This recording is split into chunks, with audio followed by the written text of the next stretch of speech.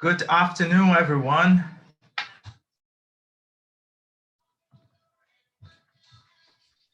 Hello, everybody. Welcome to BRAZ-TESOL's first event, BRAZ-TESOL RN first event. Nice. We're really glad to have you all here, the ones who are following us on Zoom, and also we have a broadcast on Facebook. You know, if you can access, there's a link on our chat. Actually, we're going to share the link with you. And it's almost 1 o'clock, and we are about to get that started, right? So tell us on the chat, so where you're from, and let us know. We're really glad to have you all here. This is the first online event held by BRAZ-TESOL Rio Grande do Norte, as Rafael said. I'm Tiago dos Santos, one of the chapter leaders. I am Rafael, the other one. Nice, and we have, sorry? We're extremely happy to have you all with us today. Yes, I can see like Bruno Torres. Oh, we have someone from Costa Rica, Goiânia, Ribeirão Preto. Nice. This is amazing about an online event, right? We can have people from all over the world, not only our local chapter. This is amazing. Yes. Welcome, everybody. Okay, so great. Amaury, welcome. So Evelyn, welcome. Cassia, Raniele, Kerlin, Alexandre, Hugo Dart, that is the ILE, one of the ILE SIG leaders, right? Grande Hugo, I remember you. Melissa, Karen, great. Yeah. Suzerlei Maria from Tremembé, São Paulo, fantastic. All right, so Rafael, the stage is yours. I'm going to call our first speaker of this afternoon. Yeah, do that. Yeah, so all right, everybody.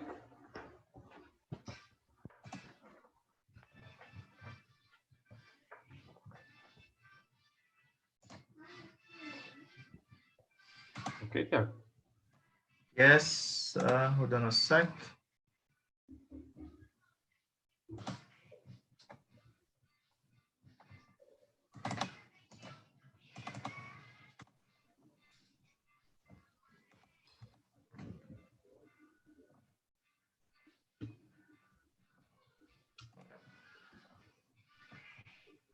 Let me see how I do this.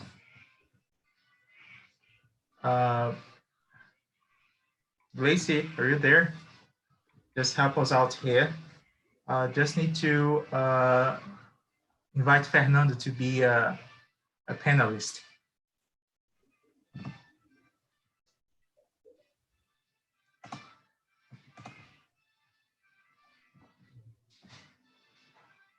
Yeah, let me just wait for it. Okay.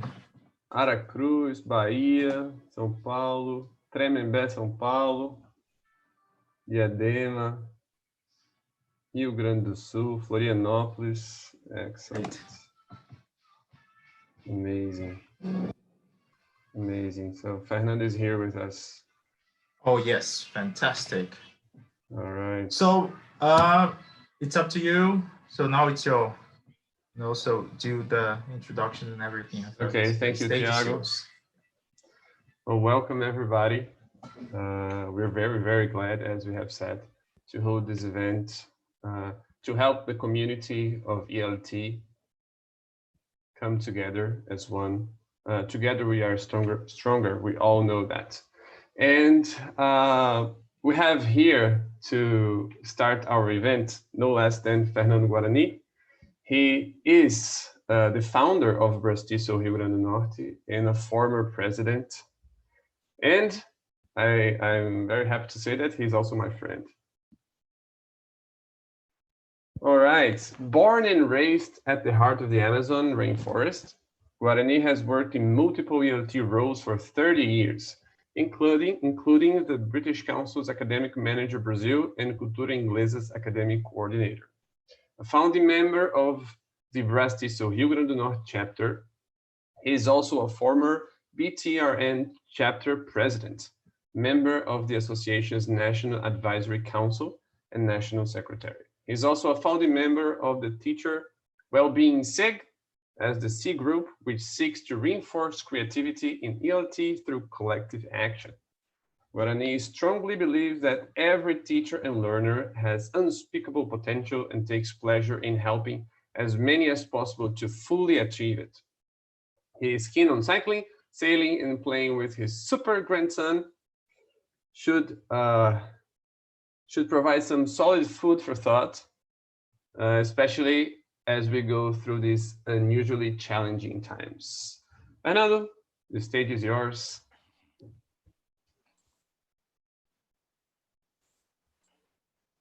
Just share my screen here.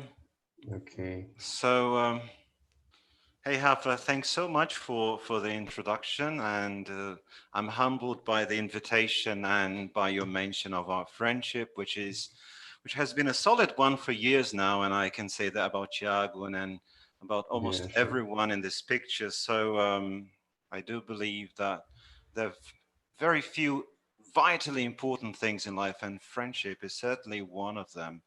You know, I mean, of course, our salaries, they pay the bills, the money that comes in pays the bills, but you know, the friendship and collegiality and respect and empathy, I mean, they're priceless indeed. So thanks again for the words. I am truly humbled by the invitation. You know, 10 years ago, in April 2010, we were starting the chapter here. I was one of the people who helped the chapter get started here. Some of the other people are here, such as Diego Saraiva, and we have Cecilia, and we have Patricia Guedes, Janaína Weisheimer. Well, too many people to name each one of them, but all these people contributed to the humble beginnings of the BRAZ-TESOL Rio Grande do Norte chapter, and which I think was in many ways very, very instrumental in putting the name of our state on the English language teaching map, you know, and it brought about a lot of change in my own life through the people I got to meet, through the conferences I had the opportunity to go to, from, you know, the ideas that I was presented with, and the people who challenged me to think differently and vice versa. So I'm truly thankful that we are here 10 years on and so much has happened. So it's truly a pleasure. And to see that the chapter is in good hands and the boys are, you know, doing the best of their mettle to keep the association going from strength to strength. So yeah, I mean, really excited about it. So 7 things I wish I'd known when I started teaching. Of course, there are many more things than just 7, but you know, because of time, the time constraints, this is probably all I'll be able to master, if 7. I mean, you know, I hope that whichever 7 things or less or fewer that I'll be able to share with you today are enriching and provide you with some food for thought and reflection as well. So I would like to start by just remarking that the new logo, new BRAZ-TESOL logo is just amazing. I love it. And I think we should be a shining light in the ELT world, but not only that, in our personal lives as well. So well done. Now, I would like to also make a mention of our dear friend, late Professor Edilson Souza. He was one of my teachers. He was a professor at one of the postgraduate programs I attended, and he was a kind human being. We had the pleasure of working together, of investing time, money, and energy to get the BRAZ-TESOL Rio Grande do Norte chapter started. And he left us about 2 years ago. And wherever you are, Edilson, we truly miss you. Your humor, your leadership, your collegiality, your intelligence, but above all, the person who you were.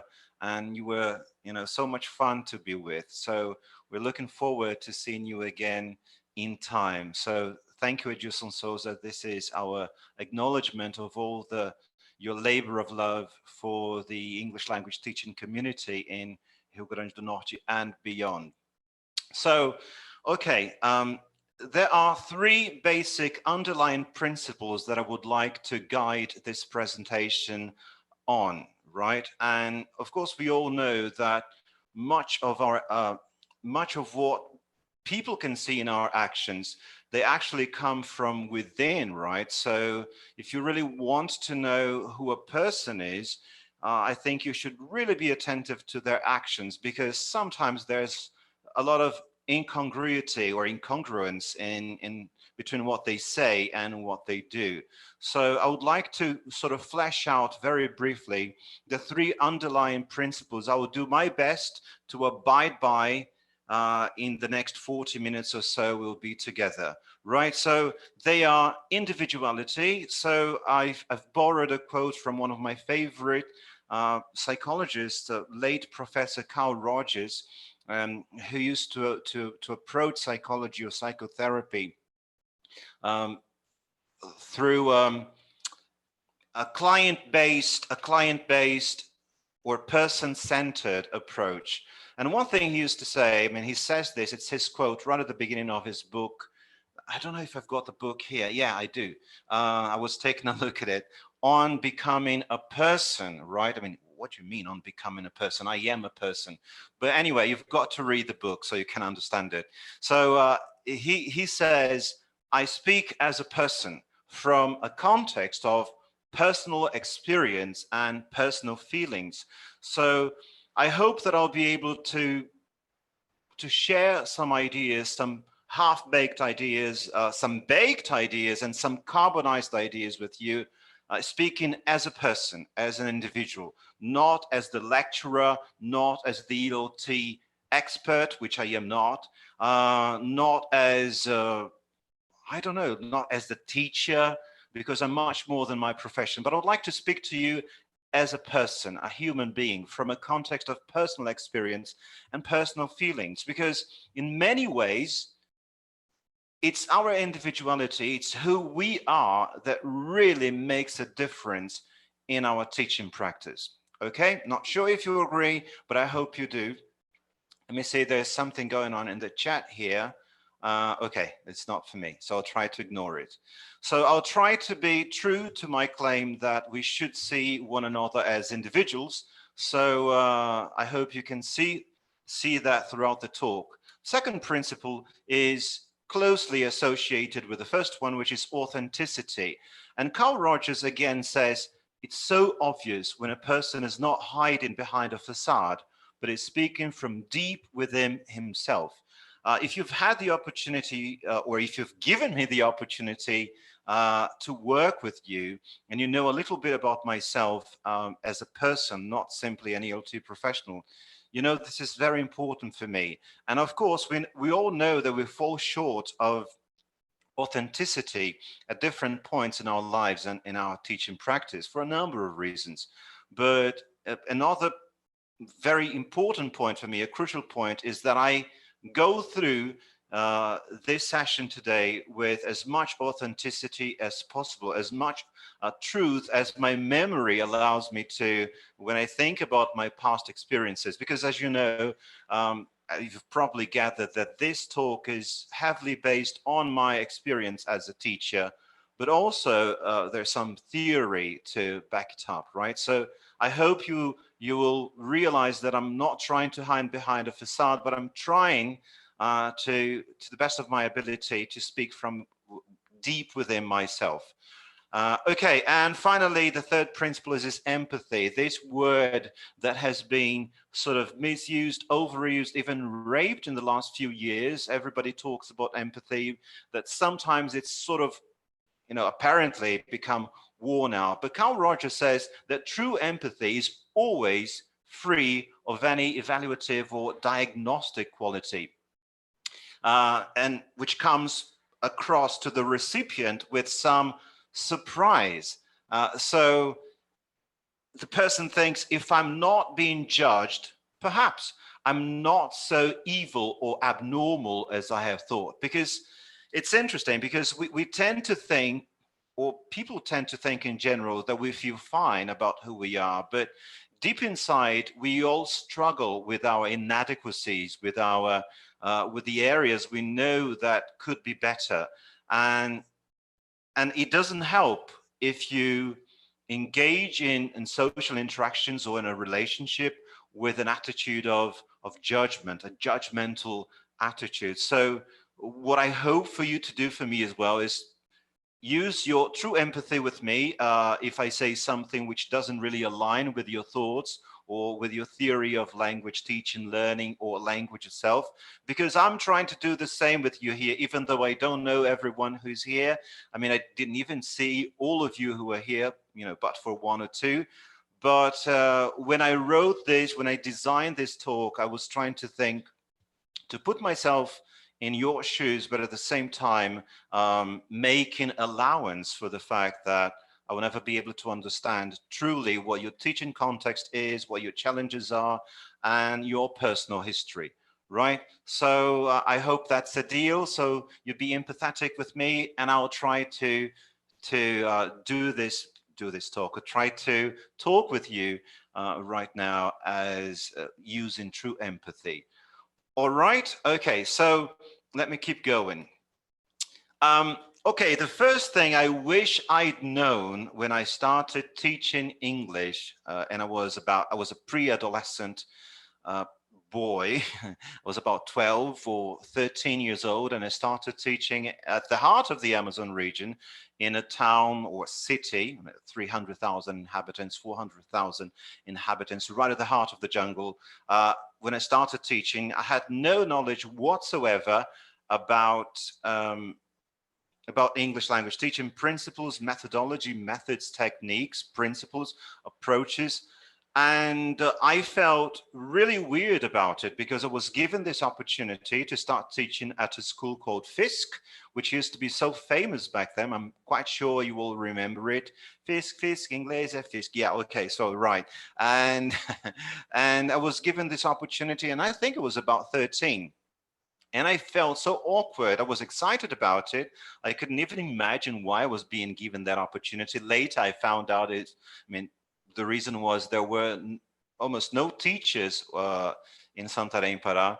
But I thought, oh my goodness, I know nothing about it. And I was always so feeling so awkward in the classroom and so unfit. But later on, I came to realize years on that I was not a tabula rasa. I was not an empty slate. I was not like a clean sheet of paper. I had educational experience before with my mom, with my dad, with my brothers, with my classmates, with my teachers at school. So in one way or another, I had a theory, I had a view of education, of how people learn. And I think this is one of the things we tend to ignore, we tend to forget when we start teaching. We usually think that we imagine that we know next to nothing, and therefore we are really not fit for the job of teaching. But my point is, I realized that many of the things that I had experienced before that as a student, or learning from my brothers, learning to sail, learning mathematics, which was really hard for me, learning how to ride a bike, were applicable, or could be applicable to the English language classroom. So what I would like, my point really is, if you're just starting to learn, if you're just starting to teach English, or if you've been teaching for some time now, and you're so bogged down to presentation practice, production, or TBL, or any other methodologies, try to remember you have a lot of essence inside you. You have ideas, you have experiences which are valuable, or I should say invaluable, to your teaching practice. So if you express that individuality of yours, those thoughts of yours, and you back them up with theory as well to challenge them, you're not a tabula rasa, you're not an empty vessel. You have a lot inside yourself already, which can be used very successfully in the classroom. All right, so that was principle number one, or the first thing I wish I had known when I started teaching. Let's go to number two. I wish I had a better understanding of my own views of language, views of learning, and views of teaching. You know, thankfully, I've had throughout my career the opportunity to engage with teachers and learners from different contexts in Brazil and beyond, both as a teacher and also a teacher trainer, well, and also as an ELT consultant in different roles. And one thing which I find, which is so common to most teachers or most ELT professionals I engage with, is they have very little understanding of their own views of language, their own views of learning, and their own views of teaching. In other words, what is the nature of language? What is language for? What's the purpose of language? How do I see language developing for not only for the human race, but for me as an individual as well? How did I learn a language? So, and that leads me to the views of learning. Perhaps it's a very mediocre way of putting it, but which do I think are some of the best ways to learn a language? How do we learn a language? So it just reminds me of Lightbound and Spader, how languages are learned. What is my understanding of the most effective ways to learn a language so that I can help my students to learn more effectively? And also my own views of teaching, right? So, I mean, what is involved in teaching? Is it delivery of content, or is it co-construction of knowledge? Now, when we talk about knowledge, are we talking about declarative knowledge or procedural knowledge? Are we talking about knowing the rules of the language? You know, so I'll teach my learners to understand and apply the rules of the language. Or are we talking about procedural knowledge, how to actually use the language for communication or for the purposes you're interested in? Is language better taught through a preemptive approach, whereby you define, or where the teacher defines beforehand the discrete items or the objective of the aims of the lesson very neatly and linearly? Or might it be better to teach more responsively, in other words, more organically, and react and respond to the events in the classroom by monitoring and paying attention to whatever goes on in the classroom and making the learner-generated language, for example, part of the input of the lesson? I'm just keeping an eye here on my mobile phone to see what time it is, right? So, okay. So what are your views of language? What are your views of learning? What are your views of teaching? So this is something I wish I'd known when I started teaching English. Okay, the third thing is there's no best method. When I started teaching, it was 1980s. So probably many of you had not been born back then, but this idea of method was really strong. I mean, there were famous franchising systems, schools like CCAA and Fisk, for example, o melhor método para aprender inglês. So basically, that was their product. So maybe some of you will remember método audiovisual and so on and so forth. So I grew up with this idea that there was a sovereign method that should be found out or discovered. So it was like the quest for the Holy Grail. And I was usually very frustrated because the more I tried, the more I thought I had the quarry in sight, the more elusive it became. So I was usually frustrated. And I was experimenting with different ideas, but I also felt very boxed in because the language schools I worked for, they really asked us to adhere very, very closely, very strictly to the methods that they offered as a solution to anyone who was, you know, planning or trying to learn the target language. So if I had known that there wasn't really such a thing as one single best method, like the panacea to really sort out to resolve anyone's problems and teach you English overnight. That would have saved me a lot of pain, right? Had I known that something called principled eclecticism, it would have been much easier for me to learn certain principles much more quickly. Now, it's funny to realize that even today, so many years on, this idea of method is not dead yet, and I don't think will ever be. And they are useful to some extent. But if you look online, if you check, you know, some of the most famous YouTubers, for example,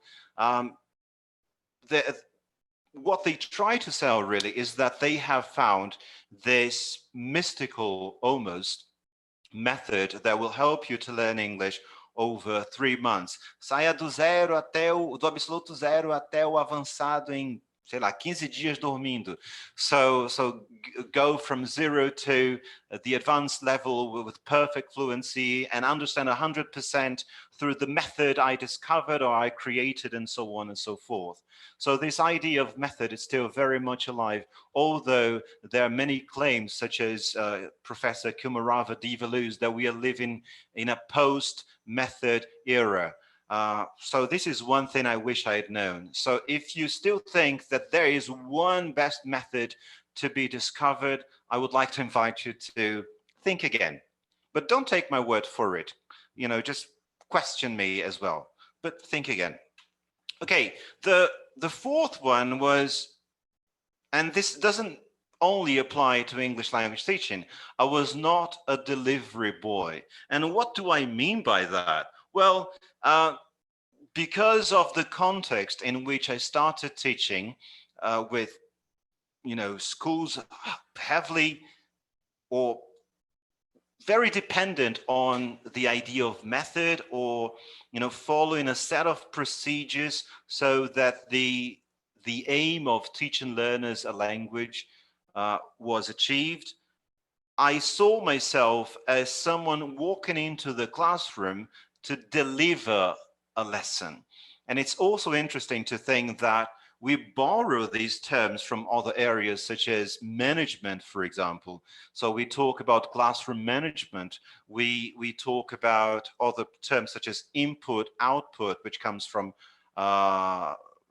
IT, for example, and we borrow them to describe our teaching practice or the language learning experience, which is so different. But I was basically, after some time, delivering a lesson, just following all the steps or all the lesson plan in the teacher's book. I remember there was very little for me to do in terms of lesson planning, because I mean, I was supposed to really follow the steps in the teacher's book and deliver the lesson, which is a term we still use a lot. I mean, if you're in the teacher's room, or if you're at a conference, you talk about run a session. It's like running a computer program, or deliver a talk, or deliver a plenary talk, and so on and so forth. And I think that in many ways delayed a possible effective development in terms of teaching skills and my ability to reflect on my teaching practice and inaction and on action, right? So and unfortunately, I still see a lot of that when I engage with teachers across Brazil and beyond, because now we are online, right? And we have a much more substantial engagement with teachers from different contexts. And the impression I get is still very associated with the idea of one best method, that your job is basically to deliver content to learners. So you walk into the classroom with loads of materials, loads of activities which are meant to transfer or transmit those discrete items to your learners. I mean, Paulo Freire used to talk about this transmission model of education, or the banking model of education, through which you basically make deposits into students' heads. So rather than collaborating with the learners to create learning, if I can put it that way, I mean, I can't find a better word to describe it. We would basically walk into the classroom and deliver very much like iFood or Uber Eats does nowadays, right? Especially during the pandemic. So we'd go there and deliver the discrete items, deliver the content rather than co-constructing it with the learners. And I think this is terrible for teachers' development. You know, I think Rafael is going to be talking about CPE, actually CPD very soon in his session, how to get started and how to keep going.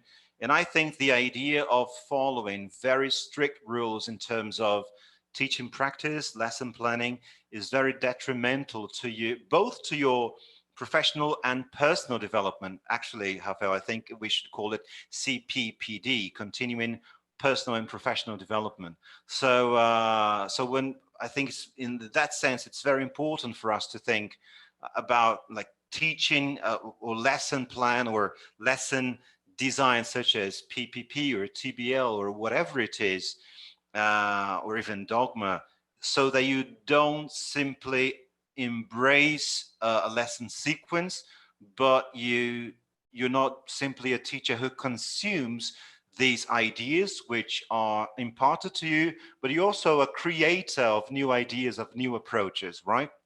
Remember, as I said about the first principle, you're not an empty vessel. You're not tabula rasas. You have a lot of content inside yourself already. You have a lot inside yourself through your experiences, your personality, that can add luster to your teaching. All right, so I've mentioned this before, but it sort of goes around the same theme. Language learning is not linear, right? So, I mean, if you take a look at a course book, of any course book nowadays, I'm not, you know, leveling any criticism at one particular book, but it's basically a very linear approach to language teaching. So there are certain items which should be taught very strictly in sequence. So basically you're going to start learning, let's say, indefinite articles, a and an, and then demonstrative pronouns, and then verb to be, or personal pronouns, usually I, we, you, they, and then he, she, it, third person singular. So but the fact is, as Professor Larson Freeman points out, language learning is not linear. It's actually very chaotic. And because the classroom is a very complex system, it's impossible for us to control whatever is going on in the classroom. You know, if you're teaching online, especially, because you have less control of what your learners are looking at. Maybe they're distracted by a mobile phone, or maybe they want to construct the lesson with you by adding to the content you're sharing, or they have an idea. So more than ever today, this pandemic that has brought us down to our knees has made it very clear that our approach to language teaching cannot simply be linear or preemptive or predefined by the teacher, but it should be much more organic and responsive to what goes on in the classroom. And in that sense, I think it's vitally important for us to remember that we need to listen and we need to pay attention, because, as I've just mentioned, because it's a complex system, if you're not paying attention, you're going to miss the learning opportunities or the teachable moments that are going to happen, that are going to emerge naturally in the classroom.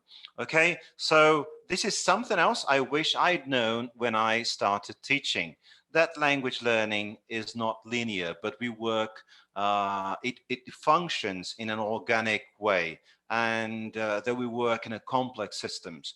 Right, so far so good. Thiago and Rafa, I don't know if you're taking notes of any questions people might be asking. So because if we have time, it's 1:37 right now, according to my mobile phone. So we have a few more minutes. And if people want to ask questions later on, then I'll be more than happy to try and give participants my perspective on the issues, right? Okay, so next, okay.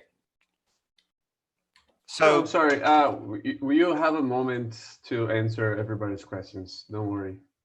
Brilliant. Okay. Thanks very Pleasure. much, mate. Okay, right. So number 6, okay, well-being. You know, for a long time, well-being or mental health matters was something which I totally overlooked. You know, I was so focused on delivering lessons or, you know, getting certificates or awards or, you know, or planning lessons, as important as lesson planning is, or, well, even more importantly, making ends meet, right? You know, worried about my wages, my salary, and paying the bills. I got married when I was really young, and I had a family to provide for, and I mean, we all know what the context is. Teachers work very hard, and sometimes, I mean, usually we are underpaid, and that I didn't take very good care of myself. I didn't look after myself as I wanted to look after my son, for example, someone I loved. So, and sooner or later, I paid a price because I started becoming a bit depressed, a bit demotivated, a bit anxious, and I started really struggling in this area. And you know, all my awards, you know, all my CELTA, my degree in language teaching, my postgraduate degrees, my Delta, all these awards which were hanging on my wall or tucked away in a drawer, they made no difference for me. And I could see as well in the contexts where I was working, uh, you know, people in general, they were completely oblivious to these issues. So if a teacher was underperforming in class, or if there were any complaints about someone's teaching, which thankfully was not my case most of the time, because when it came down to work, I used all my energy to deliver quality lesson, high quality lessons. But of course, I paid a price. When I arrived home, I was exhausted. I just wanted to sleep at the weekend at one point. So people would look at teachers, okay, the teacher is underperforming. So what does he need? He needs more training. He needs more workshops. He needs more conferences. He needs more lesson observation. I'm using he because I'm seeing myself in this situation. And I remember a conversation I had with the head of teacher development of a very important institution in Brazil. And I asked her, look, what do you do when you have a teacher suffering from depression, for example? And she answered me very honestly, although she didn't think it was a right approach to do, but she was sort of forced by management. Well, we just give this teacher fewer groups the next semester. And then I carried on the conversation. Okay, so, but how about remuneration? How about the salary? Does he or she keep getting the same amount of money? So no, it's decreased proportionally. And it was like shock. It just makes things so much worse, right? Um, so so well-being is quite an important point. I mean, and I remember there's a lot of ignorance around uh, mental health issues. You know, I mean, there's this famous analogy when you say you have a broken leg, for example. Oh, I've just broken my leg, help me. Oh, I mean, you broke your hand or a finger, or you cut, I don't know, your hand, and you say to someone, look, I'm bleeding, I've just cut my hand. Everyone runs, well, not everyone, but almost everyone runs to help you. If you say you're struggling with depression, or you're having panic attacks, or you have any other mental illness or challenge, people run away from you, or they say stupid things like, oh, it's all in your head, you know, just shake it off. But if you have a broken leg, you don't simply say walk it off, right? And other people say, well, you know, it just happens to some people, you know, some people who are weak, or their personalities is not strong enough. But if we take a look at this picture here, I'm sure you recognize most of these people, Jô Soares and Morgan Freeman and Padre Fábio de Mello, and, you know, people who are comedians, people who are singers, people who are actresses, athletes. And one thing they have in common is at some point in their lives, they have all struggled with depression, bipolar disorder, anxiety, panic attacks, and so on and so forth. So this is something very close to my heart, because I still think that, unfortunately, in ELT, we don't take a holistic approach to professional development or personal professional development. We take a very atomistic approach, so a very fragmented view of teachers, for example. So we care much more about techniques for teaching pronunciation, grammar, vocabulary. In other words, systems and listening, speaking, reading, writing skills, than to other underlying situations or conditions that are much more important usually than the technicalities of our profession. So one thing I wish I had known back then is that I should treat myself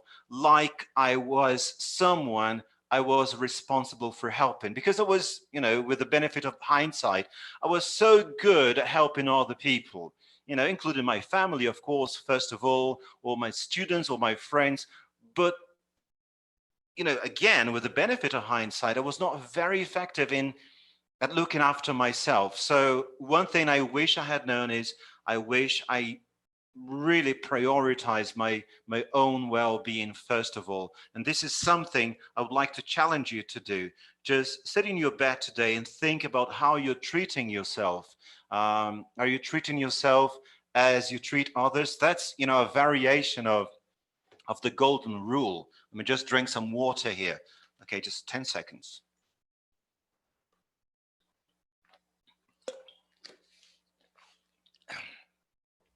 Better now. I get so excited about this topic that I become like a machine gun talking without stopping for time constraints. I hope I'm not going too fast.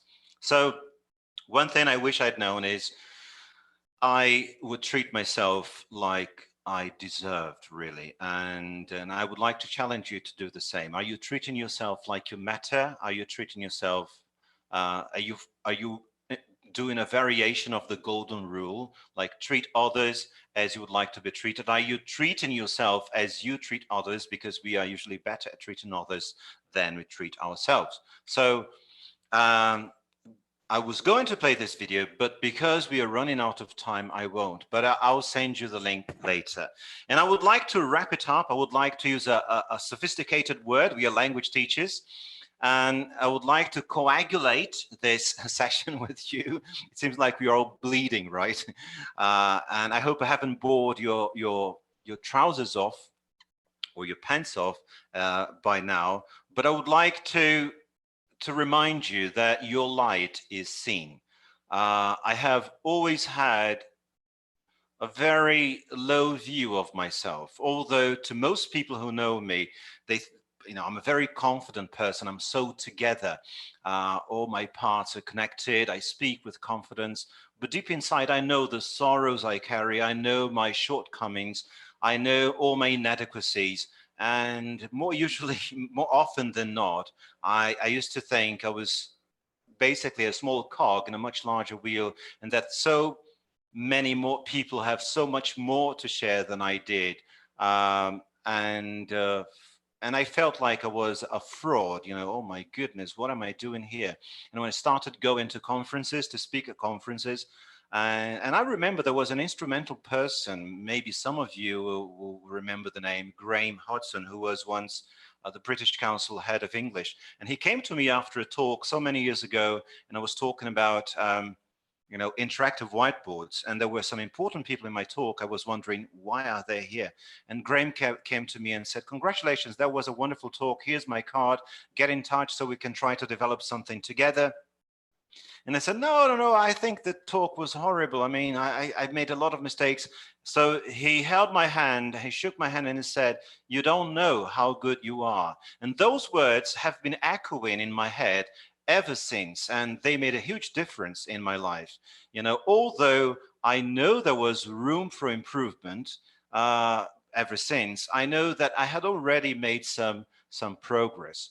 There are so many people I admire and who are going to be speaking here today, such as Bruno and Igor. I mean, we have known each other for years, and Igor, for example, has one of the most admirable careers and levels of English or competence in English proficiency, which doesn't mean he doesn't have any room for improvement. But that's one thing. But the other thing is your light is seen. You have a light that shouldn't be hidden away, but it should be shared with people. And with that, I would like to offer you this short poem, which was shared with me last year by one of my trainees, who became a very good friend, Lucia Teruel, who lives in Belém, where I come from. Actually, I come from Santarém. And I would like you to really close your eyes right now. And if you don't want to close your eyes, fine. But I think it goes deeper if you close your eyes. And I would like to dedicate this to you who are in the English language teaching profession, and to remind you that your light is seen. So Neil Donald Walsh, your light is seen. Your heart is known. Your soul is cherished by more people than you might imagine. If you knew how many others have been touched in wonderful ways by you, you would be astonished. If you knew how many people feel so much for you, I'm sure you would be shocked. Look, you are far more wonderful than you think you are. Come on, rest with that. Rest easy with that. Breathe. Come on, breathe again. You are doing fine, more than fine, better than fine. You're doing great. So relax and love yourself today. Thank you very much. Have a wonderful Saturday. And if you have any questions, you can either ask them now or send me an email. Thank you very much again. God bless you.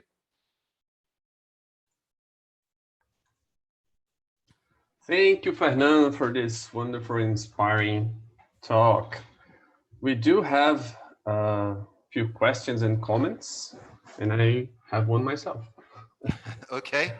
Well, fire away. Juliana Bustamante, I think that's it. She says, actually, I think it's a comment. Great point of view. I think it was the moment we were talking about methods. I used to start my classes asking my students, think about it. How do you learn? I think it's a fantastic way of starting a lesson, because you're involving the students in the process. And I think it's important to talk about learning with learners as well. I mean, it helps them to take, say, ownership of their learning. So they are not simply sitting passively, but they are protagonists in the process. They're responsible for their learning. We cannot learn for them, right? Val, I can't get her full name. She says, the best method is your objective. Okay, yeah, I agree with you. I think, Professor N.S. Prabhu from India, he talks about sense of plausibility. So if a teacher has an active sense of plausibility, that is past experiences in education, your theoretical background, your studies, your reflections, your understanding of learners' needs, the profile of the learners. If you have all this, let's say, baggage, this background, you are able to make decisions on the go that will help your learners get more out of the lesson. Of course, we know that we can only lead a horse to water, but not make it drink. But you can make decisions based on your sense of plausibility, and not necessarily in a ritualistic way based on the theories of say, writers or authors who are so distant from your reality. Yeah, well said. And that brings me a question, to my question. Okay. You said there's no best method, and I couldn't agree more. But is there one or two or three that you use more? Okay, that you adapt, or that you... Okay, very good question. Yeah, I mean, I think there is this article by Prabhu, whom I've just mentioned, which is there's no best method, and then he asks why why, right? So the second part of the title is important. Why? Well, I mean, you cannot imagine you're going to create or adapt 2 billion methods or 7 billion methods for that matter. But there are principles in different methods which can be applied to different contexts. So for example, if you're teaching an exam preparation class, you're going to adopt ideas from methods which are useful. So I wrote a paragraph for a publication years ago, basically analyzing the strengths and weaknesses of the main or the most famous methods, most popular methods.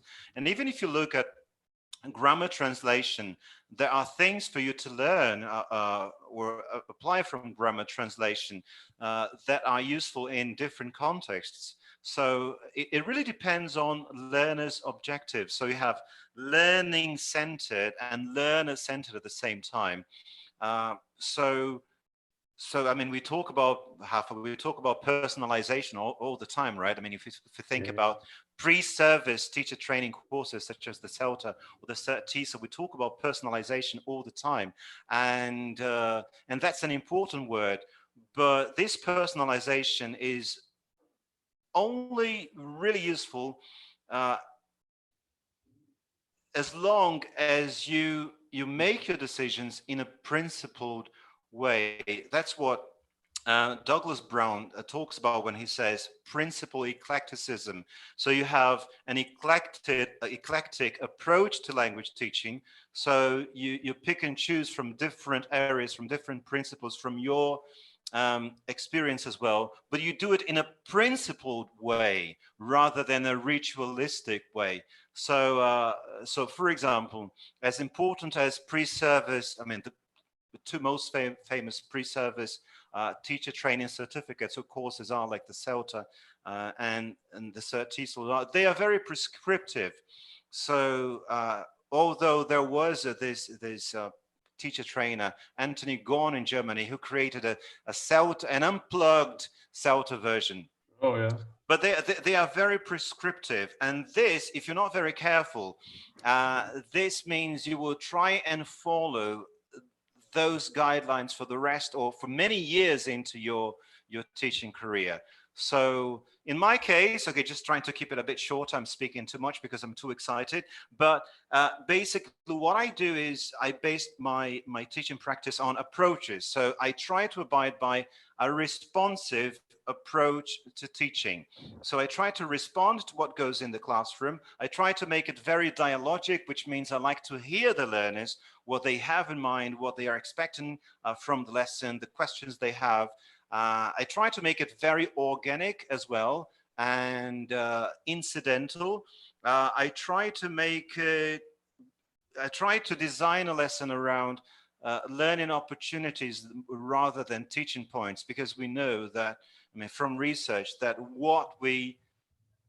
usually what teachers write as a lesson aim is very different from what learners actually learn.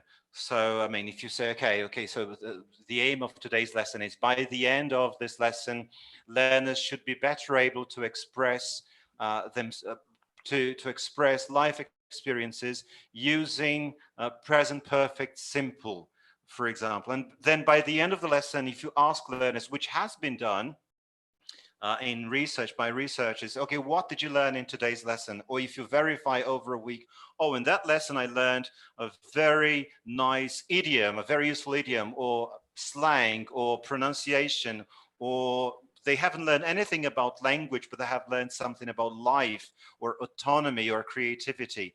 So anyway, yeah, we can talk about that over a drink, Hafa, and the guitar.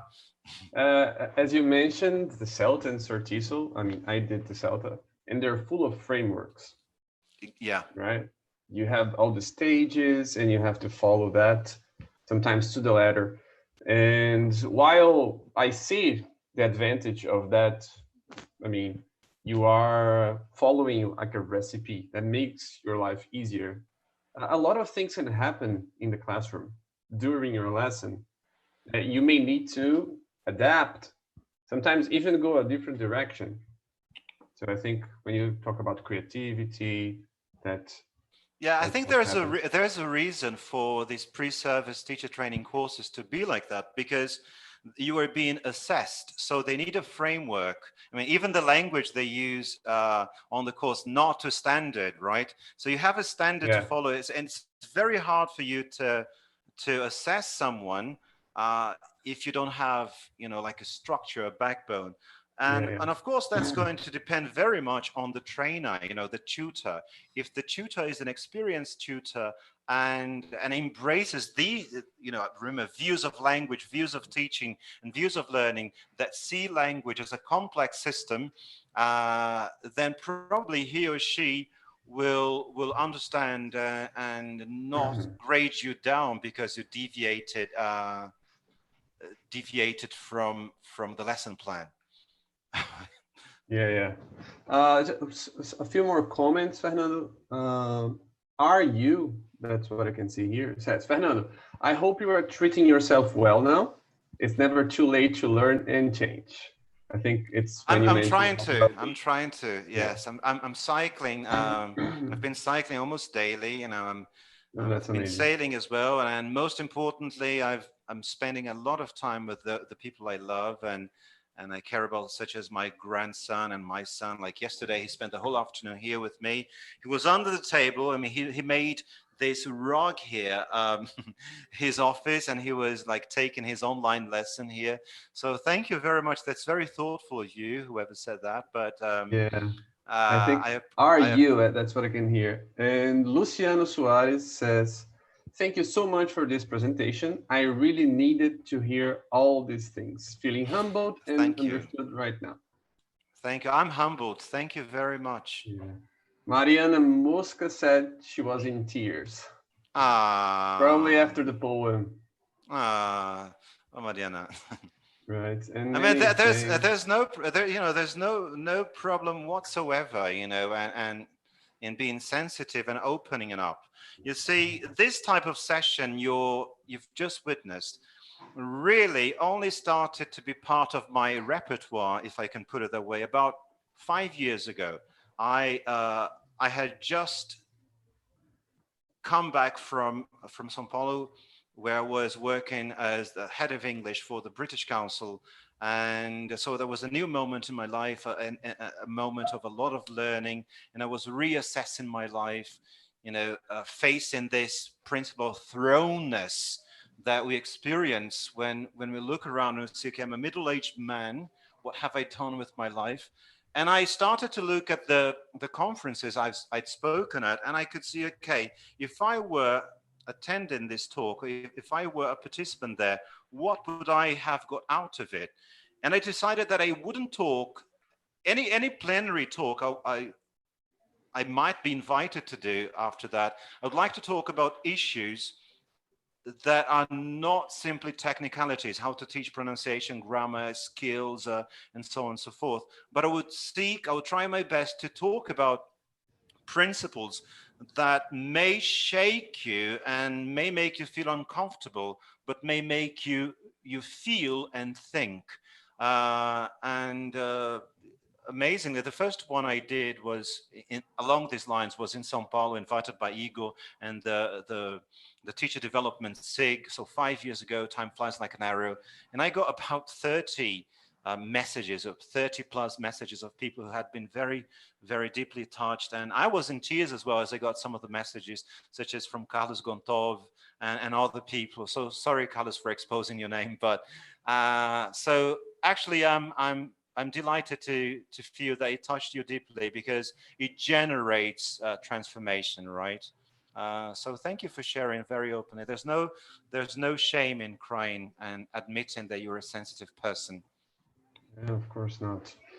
So I think that's it. There are some more questions, but we're on the clock here.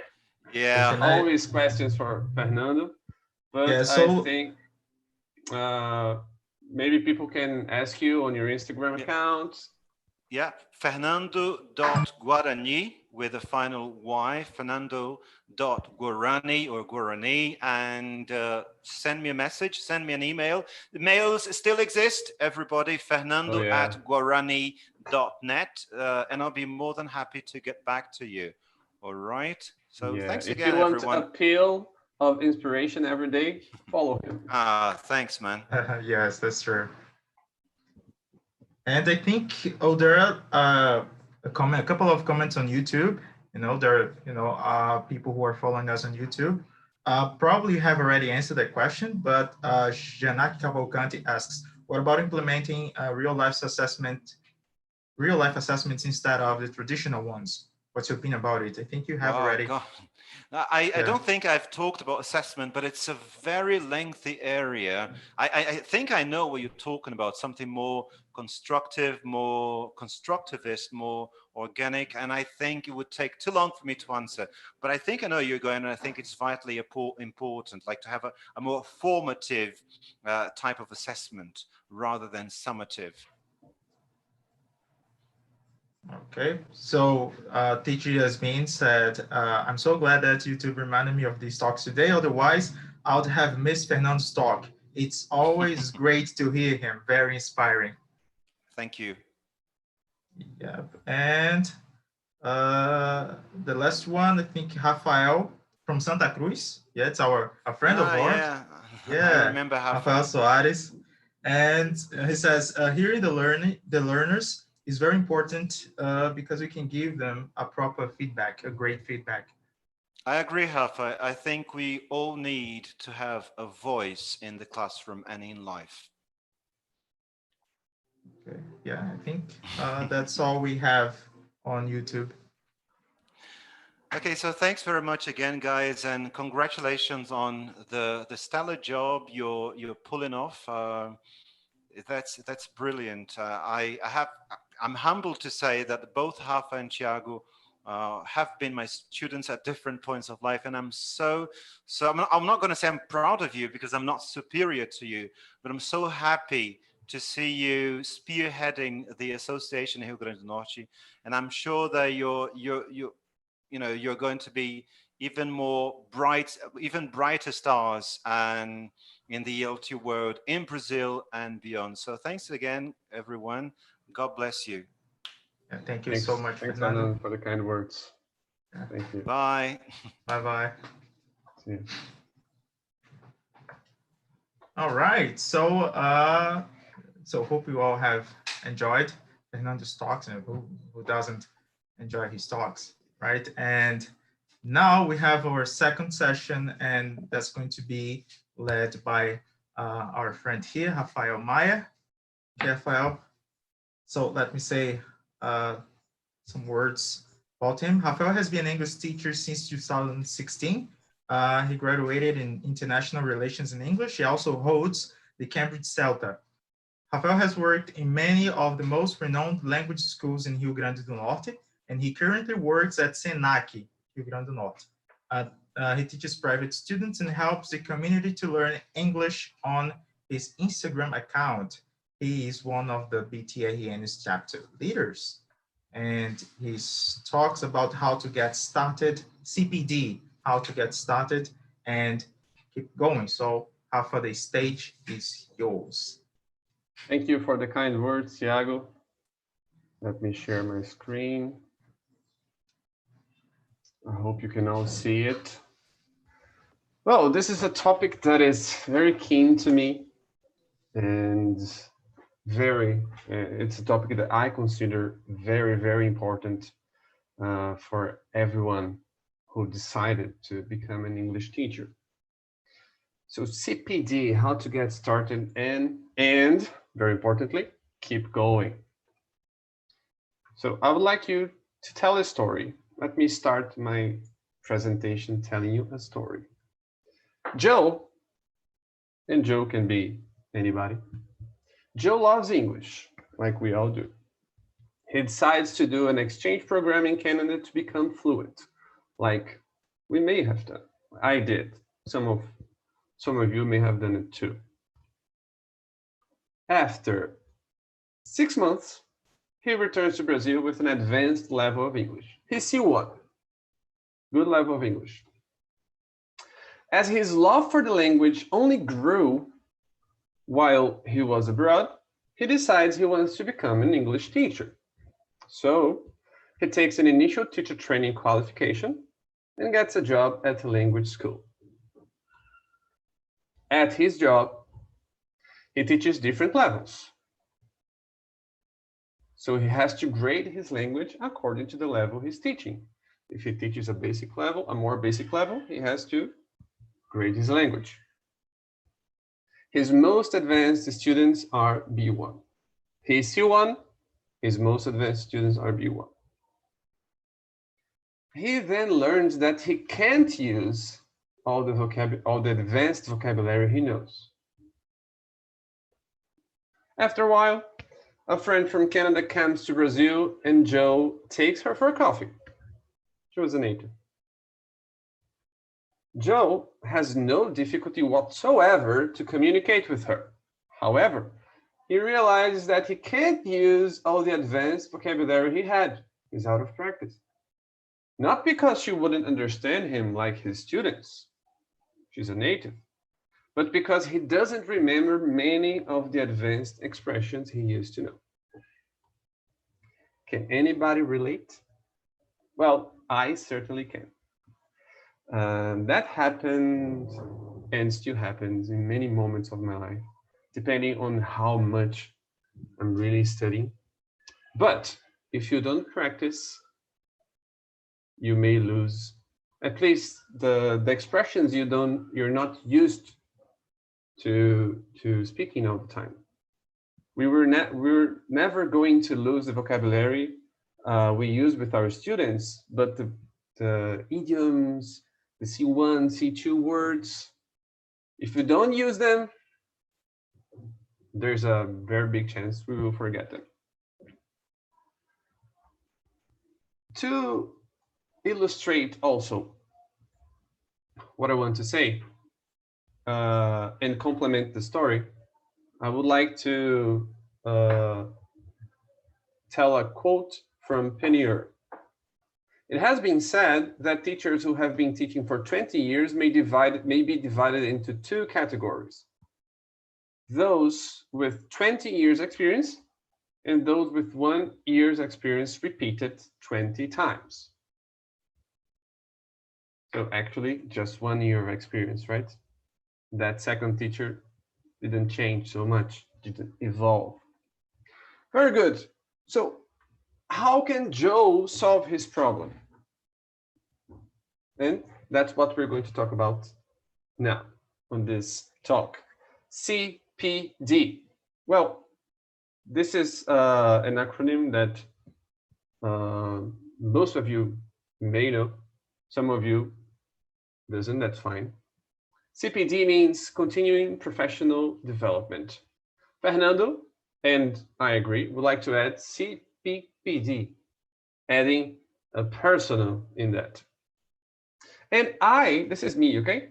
I divided CPD into two categories: language proficiency, which was Joe's main problem, and ELT development, working on methodology, how to teach the 4 skills, and methods on teaching, so on and so forth. So today, we're going to talk about how we can tackle all of these. All right. And sometimes it's not something that is expensive. Sometimes it's free. Sometimes takes just some effort. Takes just sweat. Well, let's get going. First thing I would like to point out that can help a lot: ask to observe a colleague's class. Well, sometimes that can be daunting, and you may feel that would be uncomfortable for the teacher. But if you have a good relationship with him or her, that would be really, really interesting for you. So watching a fellow teacher can be informative and inspiring. Everybody's identical. Like Fernando said, and we can learn from each other. We can learn from each other. And that's the whole point, learning. So when you ask to observe your colleague, suppress any negative judgments. This is very, very important. You're not there to criticize, to say if he mispronounced any word, or to say how you would do it differently. No. You are there to learn new things. That's why you're there. And of course, make sure the teacher knows you're not there to give him feedback. That's not the point. You're there for you to learn. Okay? That can be used for him if he wants, but that's what I'm saying. Ask to observe him, to inspire you, to use some of his techniques that you liked, and to put them into practice in your class. On the same idea, ask your students to give you feedback. Well, most often than not, your students will be satisfied with your work. So they won't give you a lot of constructive feedback because they think you're awesome and that's amazing, but there's always room for improvement, always, for everybody. So force them to help you. Ask them to help you. So some questions could be, how can I improve? What do you think we could do differently in our lessons? How do you think you can learn more from our lessons? If you ask him or her, I think you're listening to my daughter, I'm sorry. Ask them your help to improve. Ask them to improve. Ask them to help you improve. That's what's more important. Well, be observed by a colleague. Now, you will ask a fellow teacher to observe your class. And the point of this is he will give you feedback. That's the point. So don't feel offended. That's the point of this exercise. Take this great and sometimes rare opportunity to work on your weaknesses. Don't be afraid to do that. I know, I take that from experience. I hate when people watch my lessons, but afterwards, I'm always grateful. I've been watched on the schools I work and on the CELTA, and the feedback is harsh. The feedback is very harsh, but that's what's going to make you improve. The feedback. So take it and use it. Conferences, face-to-face or online. So first of all, attend conferences like what you're doing now. That's excellent. Attend conferences. And with the online environment growing, it's become more common. So you have chances to learn for free most of the times. Not all the times, but most of the times it's free. And you can learn from big names. Also, speak at conferences. You will be seen as an authority, and preparing for the talk, I think this is the most important part. Preparing for the talk will make you grow because you're going to study. You're going to study, and that preparation will make you learn new things, and that will make you grow. You will develop professionally. Read one blog post or an article about teaching every week. And discipline here is important. So follow experienced teachers on social network. They often post about CPD, how you can develop. Read teaching blogs. that is great to get new ideas for you to put into practice. And this is very important to put into practice. And read articles from teaching magazines like English Teaching Professional or Modern English Teacher. They are all filled with articles containing practical suggestions and inspiring ideas. The point is this, for you to get new ideas from experienced professionals, from people who have tested that. Of course, if it worked for him, it doesn't mean it will work for you, but you need to build a repertoire so you can use in different situations. Take a course. Yeah. Well, this is not free, but there are some free courses. For example, Future Learn offers some free courses. You could take them, but the best ones are paid. But it's a great investment, and it's an investment in you. This is what's more important. So a course motivates us to study more. And that's so true. I have been taking a course. I'm preparing myself for the C2 proficiency. And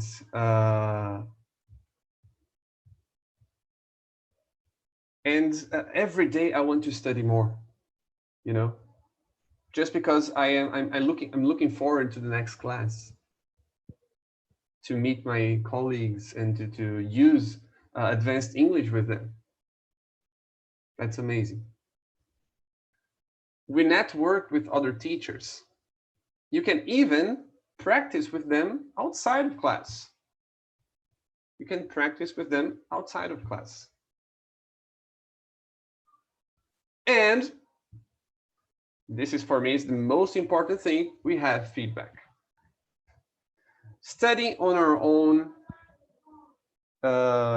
it's possible. Yes, we can grow a lot, but feedback takes us faster to the next level, because the teacher will say where you need to improve rather than you noticing for yourself.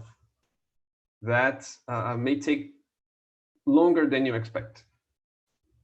So it's my recommendation that we should invest some money in taking courses.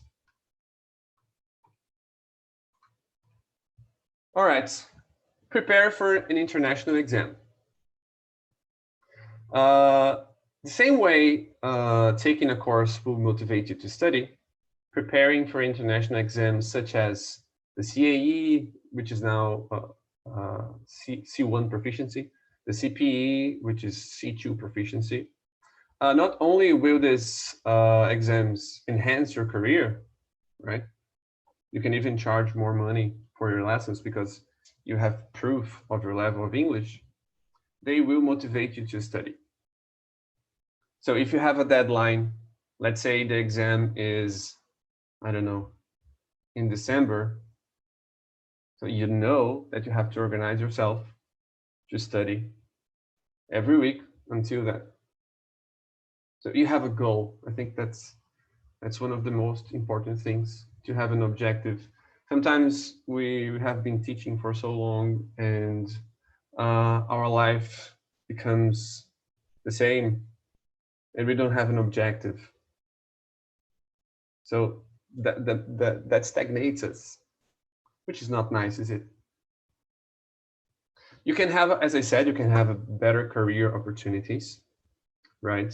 Some companies only hire teachers who have C1 or C2 and proved.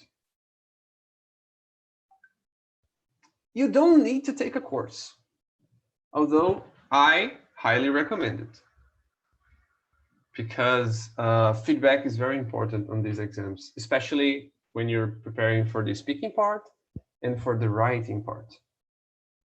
You can see a model answer and try to compare your answer. You can record yourself. You can write today and a week later try to you correct yourself, but if you have different eyes doing that, the effect will be better. All right.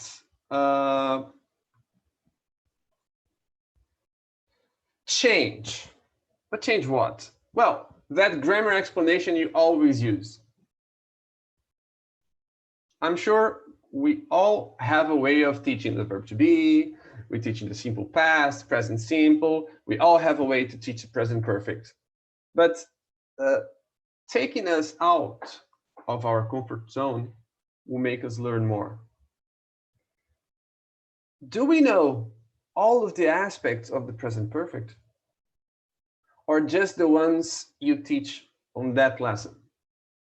Take this opportunity to learn more about the present perfect.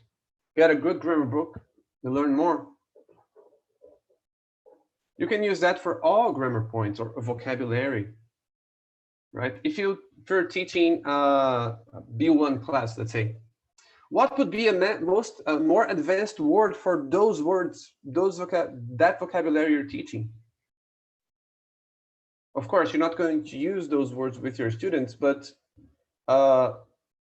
you can absorb them. Teach different types of class. For example, business, exam classes, conversation. That will, again, take you out of the comfort zone and help you improve. Get a new skill. Even teach new students. That will raise your salary, your income. And also teach different levels. Challenge yourself to teach more advanced levels. You, for example, let's say you prepare students for the B2 proficiency, B2 first, sorry. Let's say you prepare students for the B2 first. And you've been studying for the CPE, C2 proficiency. Let's say you pass CPE. Now is the time for you to teach C1 advanced or even C2 proficiency as well, right? Remember, when we teach, we learn.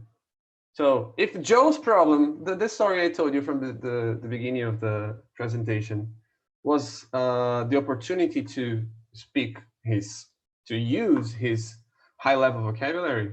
If you teach advanced students, you can use with them, and then that problem would be solved. All right, read. Let me tell you again, read some more.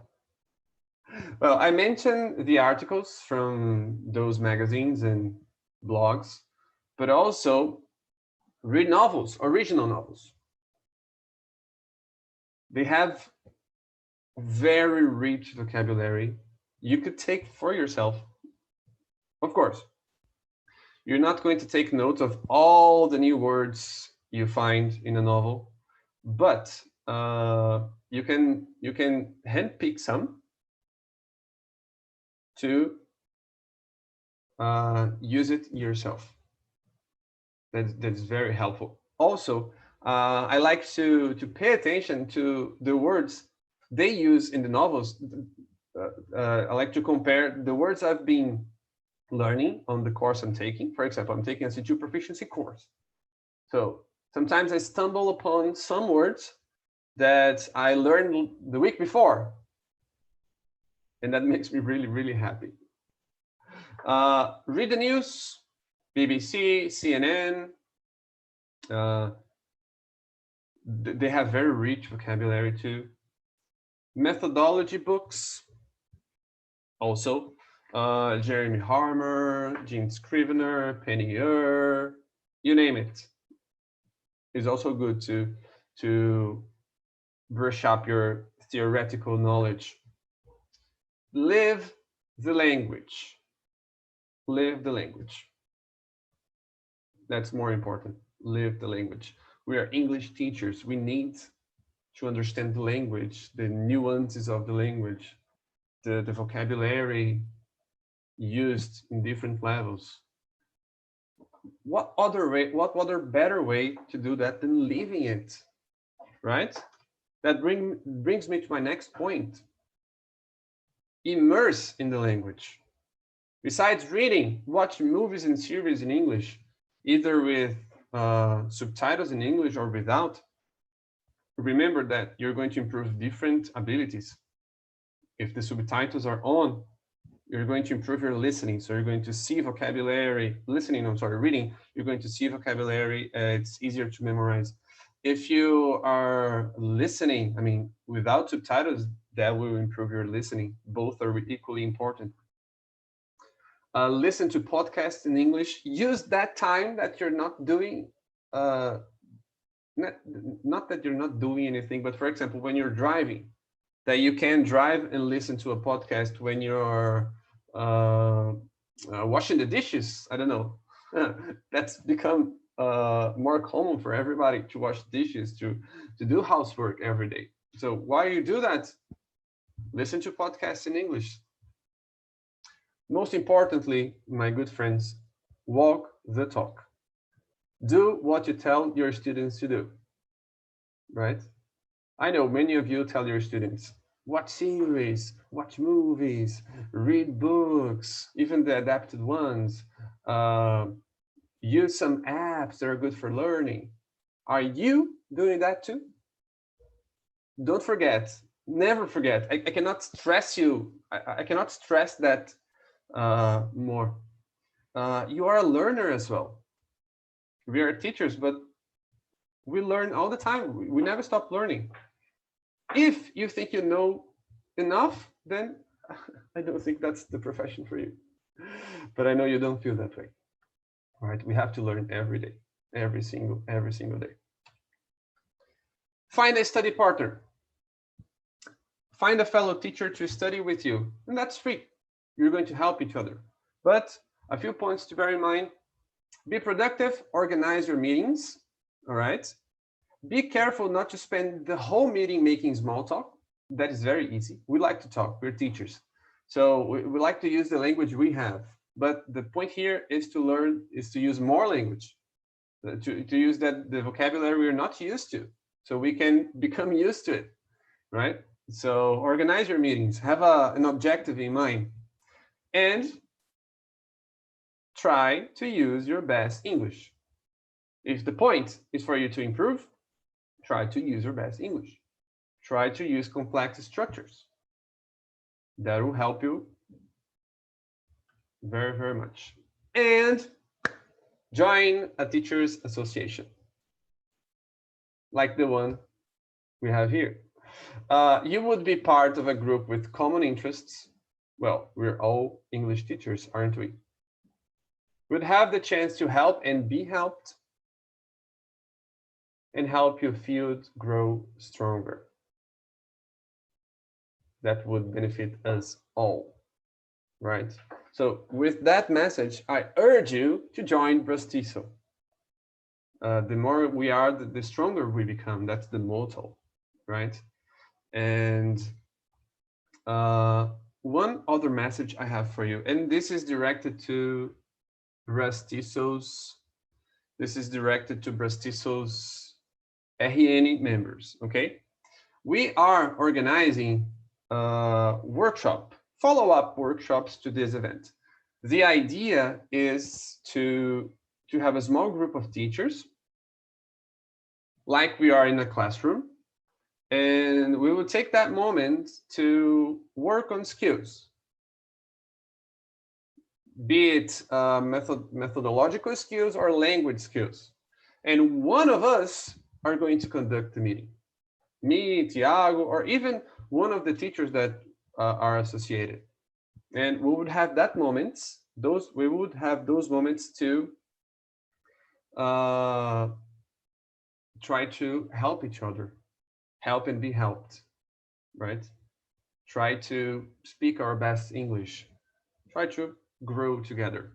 We're going to announce we're still going to announce the dates, but that's the idea. Okay, let me see some comments here. Okay, someone is saying that Cambridge Teaching Online is free. Yeah, prepare for exams. All right, walk the talk. Yes, Ruth Bar. Walk the talk is, we have to do it. Yeah. And my last message for you is take your career to the next level. Don't stagnate. You can do more. We can do more, right? The things I said was not meant to be an exhaustive list. There are more things. And I would love to hear from you what you do. I don't think we have time to continue the discussion here, but I would love for you to continue the discussion with me on my Instagram account. Here are my contact details. Send me a message, send me an email, and let me know how we can help each other, right? It's not me helping you, it's not you helping me, is the idea is for us to help each other. All right. Thank you very, very much, and have an excellent Saturday. Thank you, Rafa, for the amazing site we had about CPD. Yeah, so everyone, Thank you, man. they're all comments here. That's fantastic. Okay, it's 2:30 p.m. We're gonna take a 5-minute break, just for you to drink some water or grab a snack. Okay, and we'll be back here sharp at 2:35 for our third session. See ya. Yeah. Okay. So that's like a comment. Mr. Maya, I do agree with you. Thank you very much for your generosity to share those precious tips. Nice. Oh, thanks a lot. Vera, Yeah. I can see. Yeah. All right. So we'll be back in 5 minutes. Okay. See you there.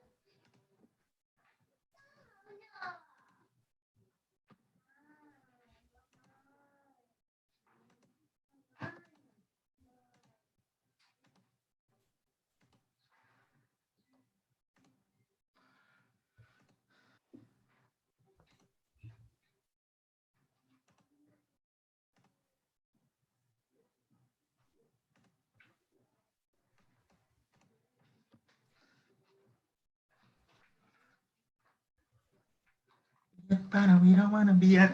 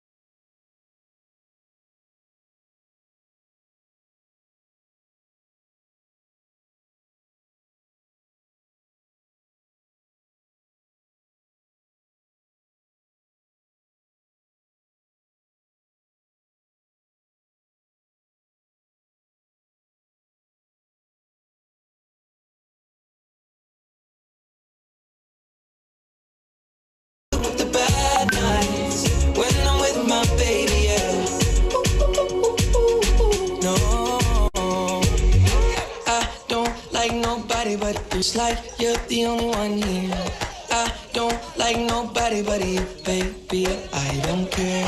I don't like nobody but you. I hate everyone here. I don't like nobody but you, baby. Yeah.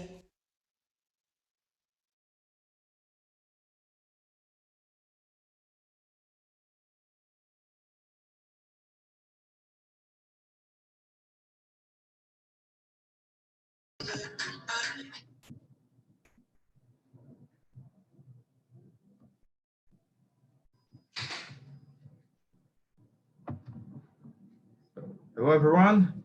It's 2:35. Just got a short break, and let's get back to our third session of the afternoon. And so let me.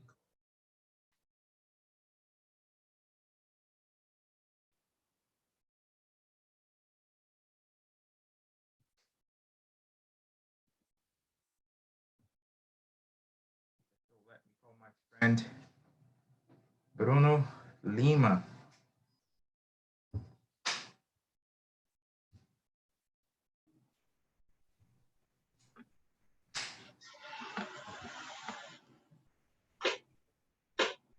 Good afternoon, Bruno. Hey, Thiago, how are you doing? I'm doing fine, my friend. Thanks. How are you doing? I'm fine, thanks. Yeah, so we're so glad, to have you with us. For those who, probably everyone knows Bruno. He was our treasurer, in the previous board. Worked with us in the last 2 years, from 2017 to 2019. And, now he's helping us out here today, with an amazing talk. And, I'm going to introduce you, right? And Bruno has been a teacher at Federal Institute of Rio Grande do Norte since 2008. He holds a PhD degree in language studies at UFRN, and as a researcher, he's interested in investigating intercultural experiences. He's also a board member of the Intercultural Language Education SIG, right? So I think everyone knows about the SIG, and the leaders, and the amazing job that the SIG does for the association with research with Bruno and Hugo, and also John Corbett, who is the president, I assume. Yes, you're correct. Okay, great. It's 2:37 right now. So Bruno, welcome, and the stage is yours. Thank you, Thiago. Well, I'd like to say a few words before I begin. I would like to say that I'm very happy to be part of this BRAZ-TESOL Rio Grande do Norte event once more, and how nice it is to see how committed BRAZ-TESOL is as an association to the development to the teacher development, and to providing opportunities for networking. I would speak for myself. Without BRAZ-TESOL, my trajectory would have been completely different, because much of what I do today in terms of intercultural research, I owe to BRAZ-TESOL, because it was through BRAZ-TESOL that I had contact with John Corbett, for example, who is highly influential scholar in the field of intercultural investigation. He doesn't like much when we say that he's highly influential, but that's the truth. 7 years ago, when I was starting my PhD degree, I was looking on the internet for inspiration, for materials written by people who had previously worked with the things I wanted to work, which was promoting intercultural investigations, intercultural encounters online. And I found this book by this guy called John Corbett, which helped me so much. And 3 years ago, maybe, I decided to go to an event in Sao Paulo, which was the SEG Symposium. And I decided to go to that event because I knew that John Corbett would be there. And then my friend Fernando Guarani said that he could introduce me to John. And from that moment on, many things happened. And my intentions with working with intercultural affairs changed substantially because, you know, many opportunities appeared. By then, when I was browsing for material on the internet back in 2013, I also got to know about Professor Prue Holmes, who works at a university in the UK. Because I was also thinking of taking part of my PhD abroad, which didn't happen. But then I kept her name in my mind. And with the help of John Corbett, I'm currently involved in a project, and in an international project with Professor Prue Holmes. So again, if it weren't for BRAZ-TESOL, for the help, with the help of BRAZ-TESOL, surely my trajectory would have been different because I would never get in touch with those people probably. Anyways, something else I would like to tell you is that I even wrote it down when Rafael said, walk the talk, do what you tell your students to do, because this is exactly what intercultural investigation and intercultural experience is all about, especially when we talk about intercultural experiences developed in the classroom.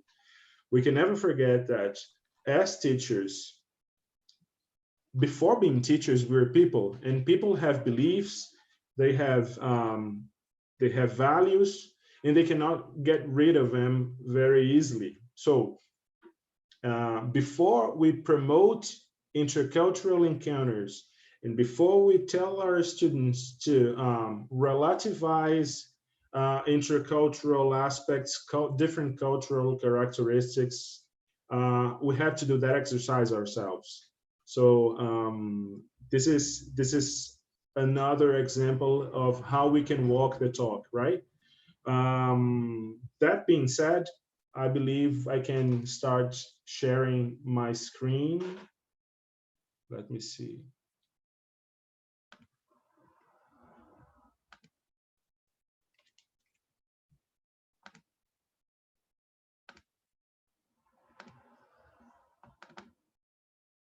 Okay. Right. So this is the title of my session, Intercultural Experience in Social Networks, Challenges and Possibilities. The idea here is that we can talk about 3 examples of intercultural experiences online, especially in social networks. One, the first one I'm showing you, had 0 intentions to be educational. And then the last one is the lastest experience I've been involved with. That was an experience carried out with the help of Professor Janaína Weissheimer, who is also a BRAZ-TESOL counselor here in Rio Grande do Norte. And that was developed between students from the Federal University of Rio Grande do Norte and the Islamic University of Gaza. So you will clearly see a gradation of academic fashion among the 3 examples of intercultural encounters I'm about to show you. The first one, I repeat, with 0 intentions to be educational, and the last one with a more academic outline. Okay, this is just to tell you that as teachers, and I don't think I speak only for myself, as teachers, it seems to me that we work nonstop, right? Even when we are watching a film or having a conversation with a relative or a friend, we may find precious materials to be used in class. So the first experience I'm showing you in a few minutes comes from a situation like that. A friend of mine who's a TikToker. I'm not a TikToker. I'm not on TikTok, that social network, but maybe I should be, because there might be a lot of interesting material there. Well, This friend brought me information about this girl who posts videos about face paint. So I'm telling you in a few minutes about her, okay? Now, these are the outlines of my presentation. First of all, I'd like to share with you key principles about culture, intercultural experiences, intercultural learning. Some of you who were with me in previous sessions may be familiar with these key principles, but I always insist on putting them in my presentations because, this is, I believe they are very relevant to what we do as teachers and as interculturalists specifically. So we are also talking a bit about features of social networks. Then we will move on to the examples of intercultural experiences I've just talked to you about. I'm showing you, I'm sharing with you then my final thoughts on the presentation, and I'm taking questions and answers later, okay? So let's go. The first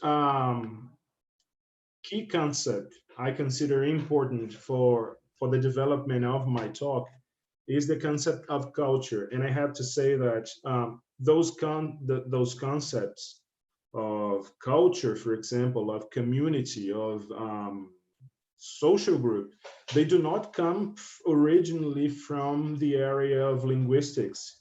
You might be familiar with that fact. Culture, for example, comes from the human sciences, from sociology, from all that.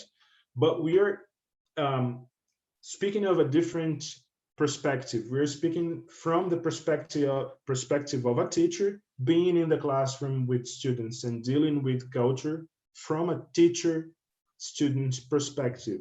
So this scholar called Claire Cramsch, back in 1996, tried to understand culture from the teacher's perspective, and she included a third dimension to the originally two-dimensional concept of culture. She says that if you look at culture within the realm of social sciences, you'll find two axes, two dimensions.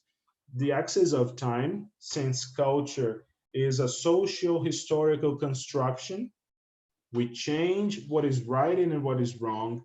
We change our values in the course of time. So there is this dimension, there is this axis of time.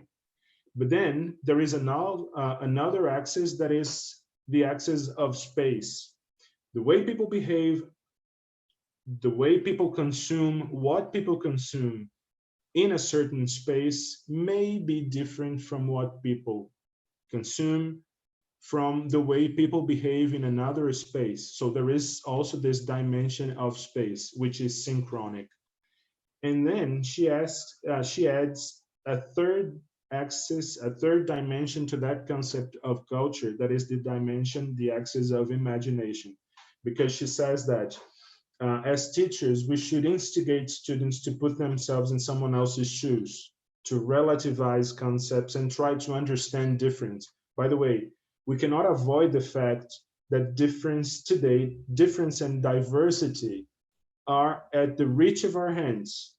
They are knocking at our doors. So we cannot ignore that. And a good exercise, an indispensable exercise that schools and institutionalized education as a whole should provide room for is the exercise of comprehension by trying to put yourself in someone else's shoes. So that is the axis of imagination. She says that teachers should encourage students to think about how things could be or could have been if they were in different positions. So that is the axis of imagination. So we have a new concept of culture that is suitable for the context of language teaching and the classroom itself. Then we have another key concept, a key principle, that is intercultural experience. that we can define as the encounter between people from different social groups within the same society or from different societies. Here, I emphasize the encounter between people, but of course, an intercultural encounter can also be considered the contact people have with documents and products from different cultures, because we consider that documents, texts, creative writing, for example, they have authors.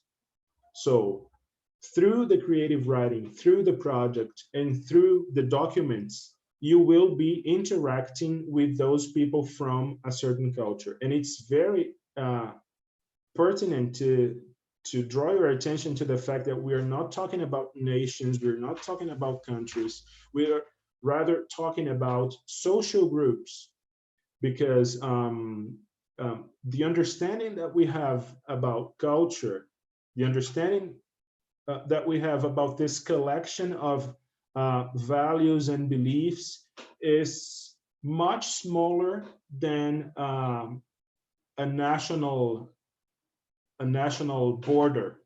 So I'm speaking from Natal. Natal is divided by a river.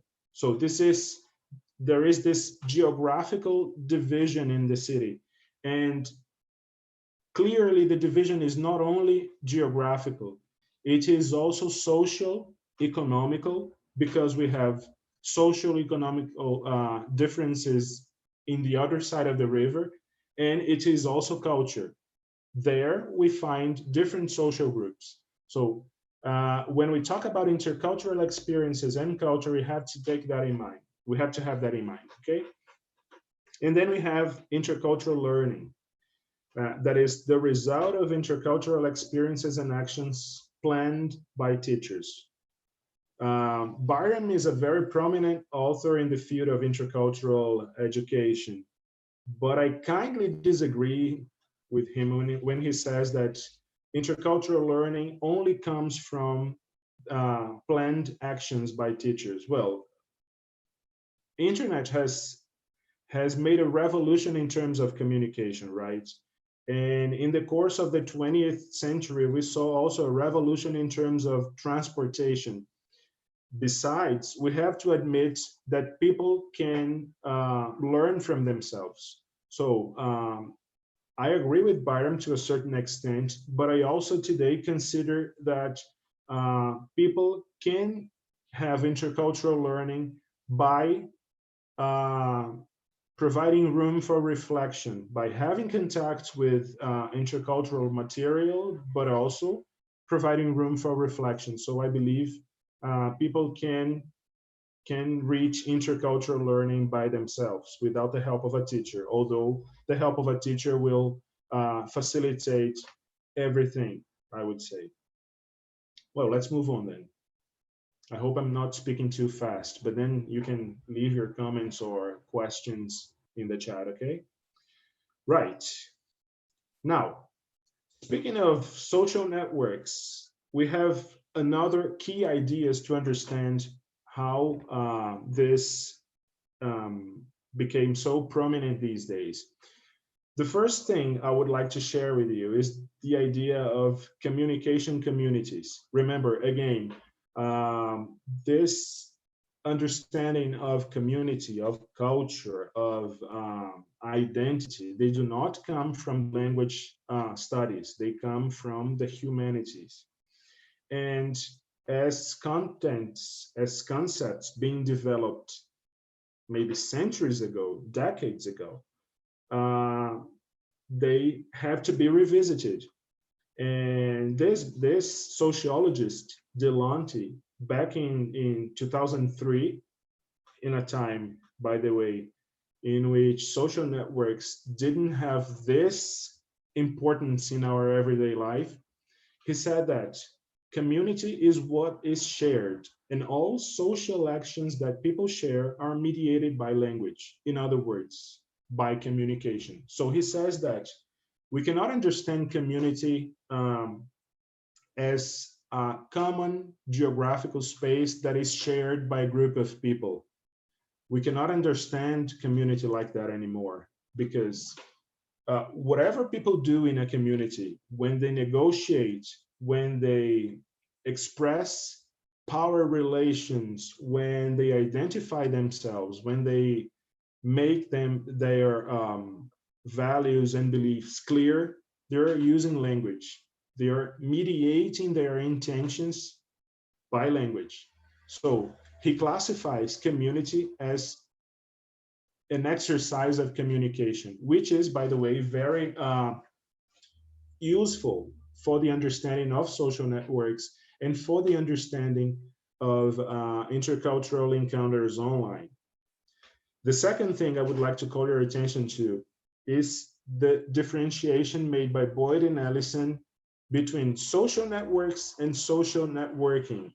They say that, well, in literature, you may find both terms being used to conceptualize social networks, but they prefer, back in 2008, the term social network because they consider that social network users are not seeking for making new friendships, but rather to strengthening and to maybe refining relationships they have built in the real world. So we're going to make connections with people online, with those people you know from school, from work, from your neighborhood, from somewhere else. So this is not networking, this is network. But again, I would like to make a point and kindly disagree with them, because if we analyze the characteristics and the uses of social networks from 2010 on, we will see that there has been a dramatic change in terms of characteristics and uses. And I can give you examples. Back in 2010, we have the Arab Spring. Then we had in 2011, if I'm not mistaken, the Occupy Wall Street. And then in 2013, here in Brazil, we had Jornadas de Junho. And then in 2014, we had Black Lives Matter movement rising from social networks. So those events, those organizations make it clear that people are networking on social networks.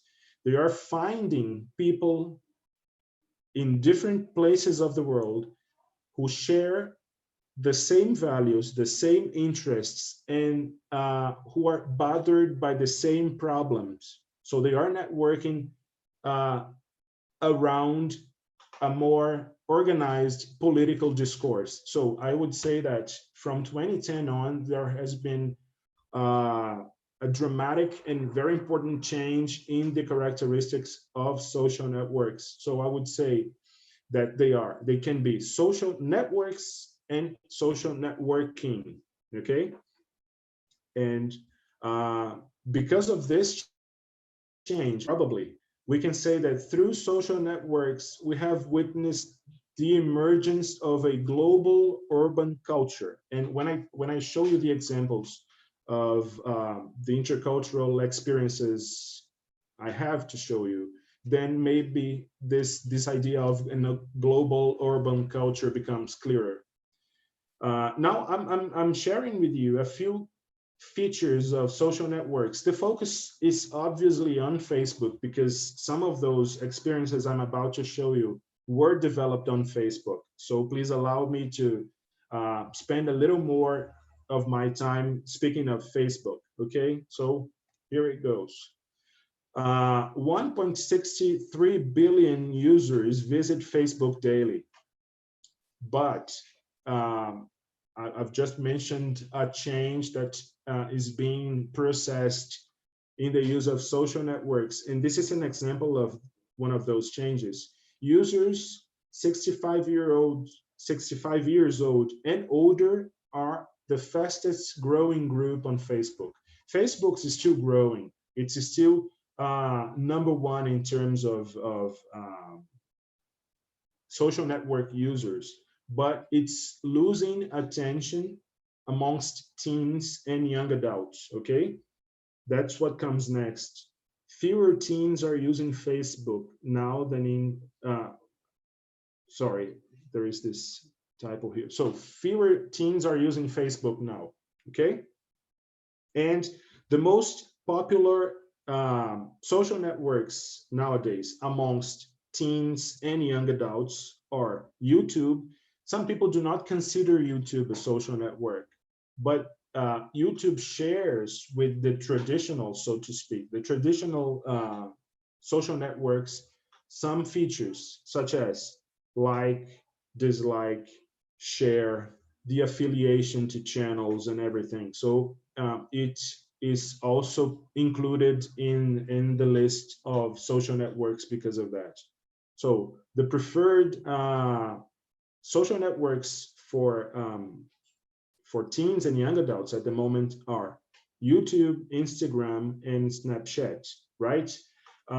This is interesting because I always have in mind that every interaction that we have is an intercultural one. When I talk to my son in my house, when we are assembling Legos together and having the conversation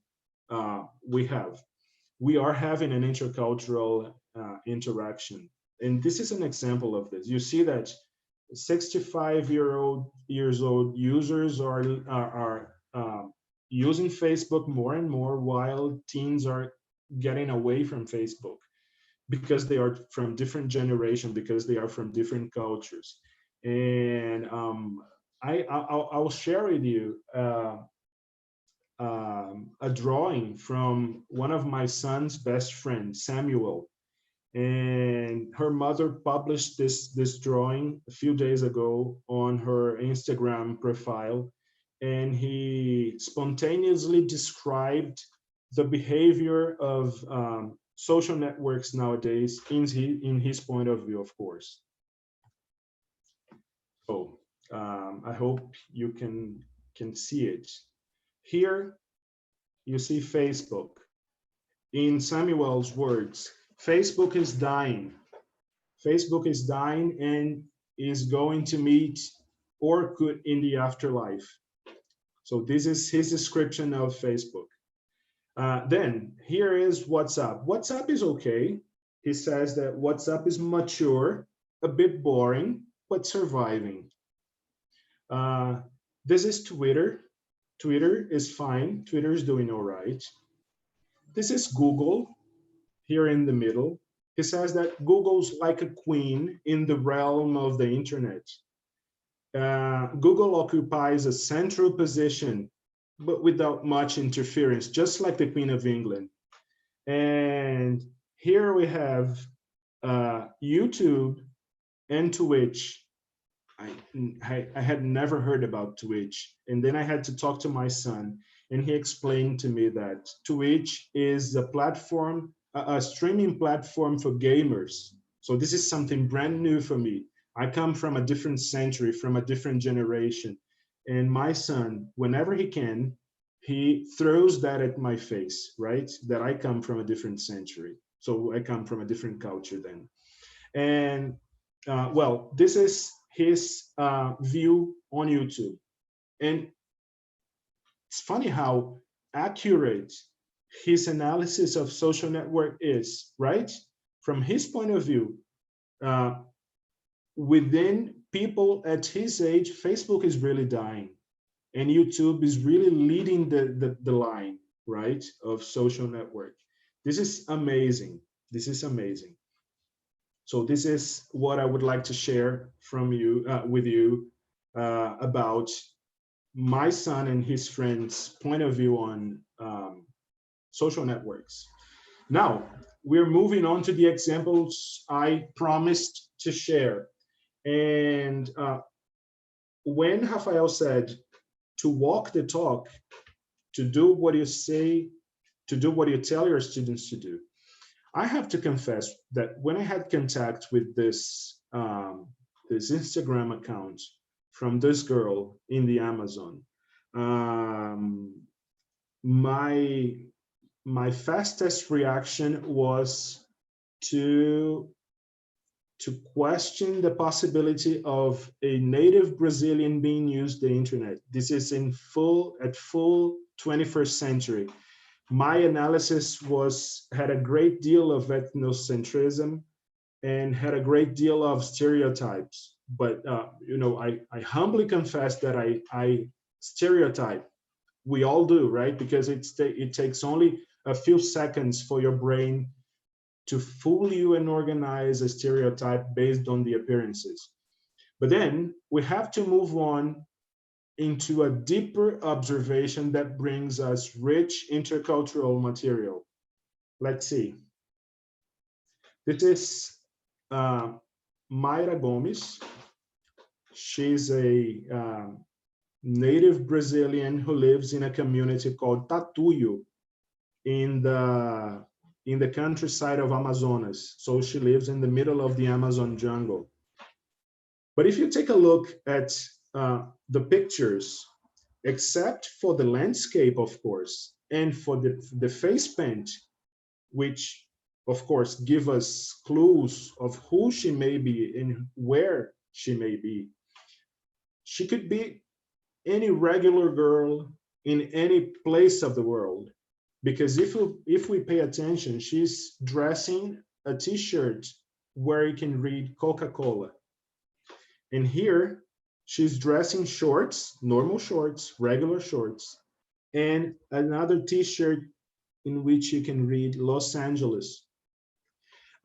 This reminds me of a work of a guy called Adrian Holiday, when he suggests that we should think of intercultural affairs and cultural products as products available in a cultural supermarket.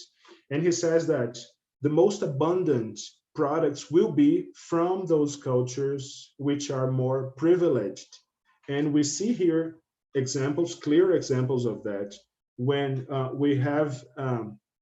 we come to the conclusion that, well, Coca-Cola is an American company and Los Angeles is a city in an American state. So we get to understand that cultural products from the United States are more abundant in this cultural supermarket because the North American culture, so to speak, is more privileged in terms in that cultural supermarket. I would like to share a video with you now from her profile, from Mayra's profile.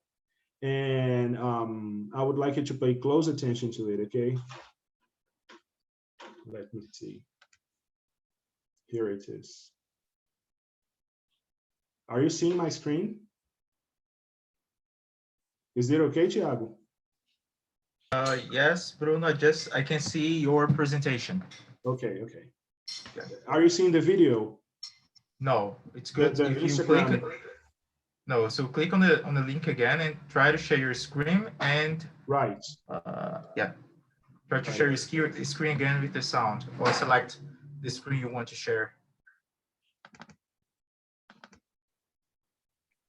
Okay. Here I am from another century.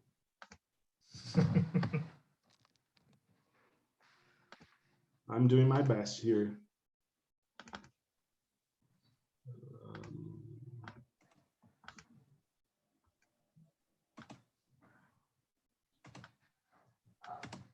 Okay, try it again.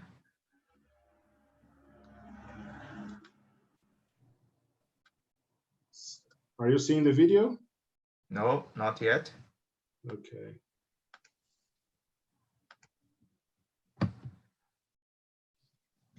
Let's see.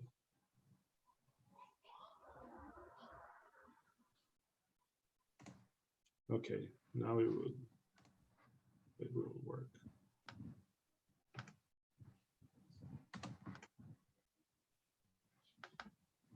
How about now? Yes. Right. So I'll call your attention to these comments here, okay? So pay attention to that and watch the videos.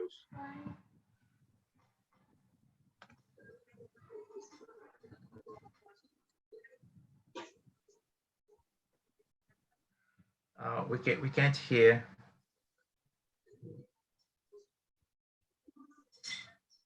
Remember, Oh, it's too low. Hold on. So try to, when you share the screen, also select the one, share my audio computer.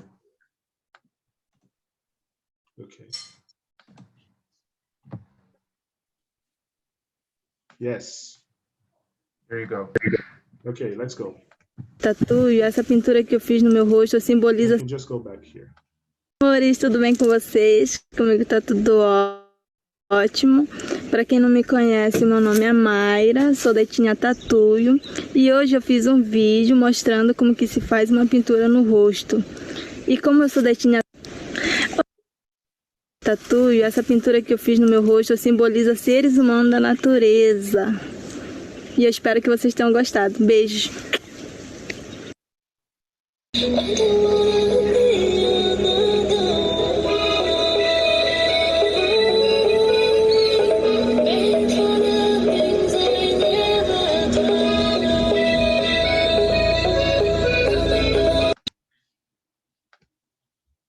Okay, so that was just to have an idea that how amazing this experience is. She had no intentions to be educational, but she provided me with enriching intercultural material because first we can see her local identity being exercised, right? She's a native Brazilian from the Tatuio community in the state of Amazonas.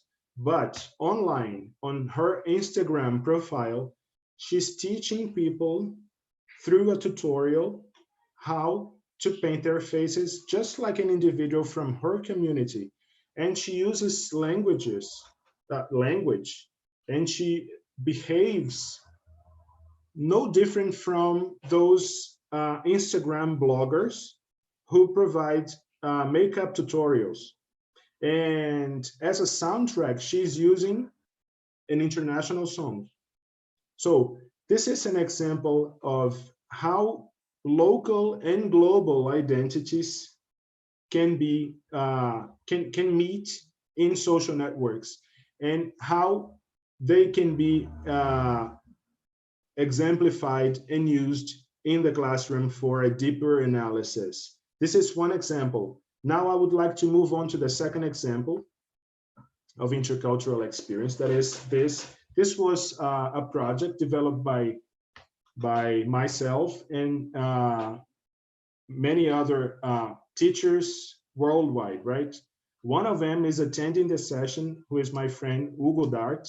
By the way, I started working with Hugo on the project, on the Hemispheres Connection, and on a book chapter without having met him in person. So we shared material online.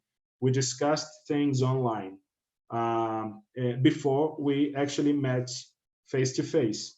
So this project began with the help of John Corbett, right?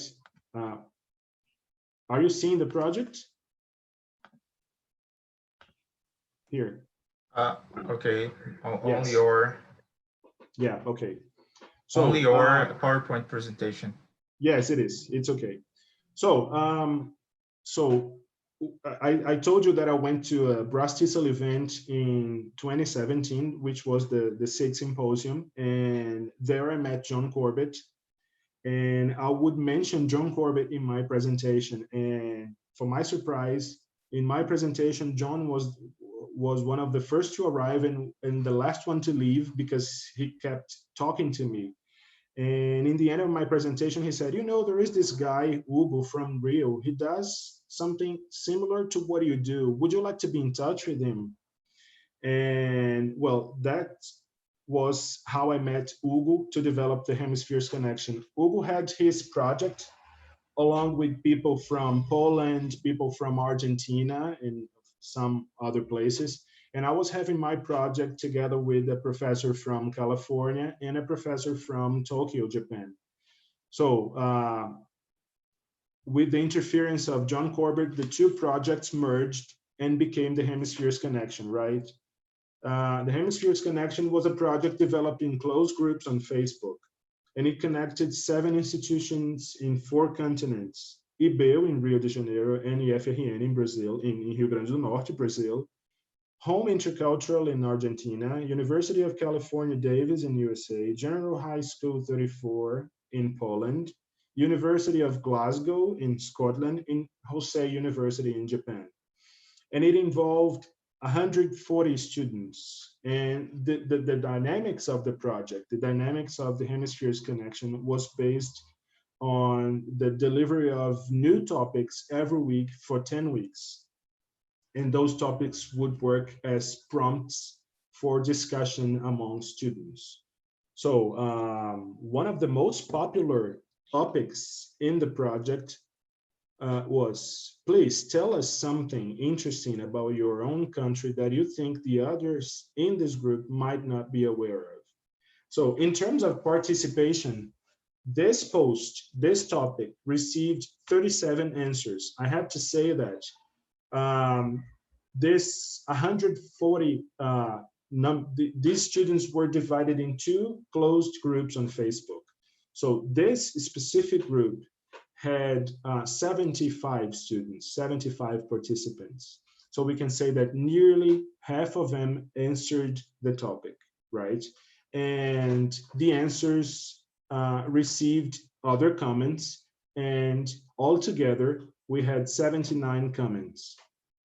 The topic had 41 views, 11 likes, and only 14 out of those 37 answers were commented by students.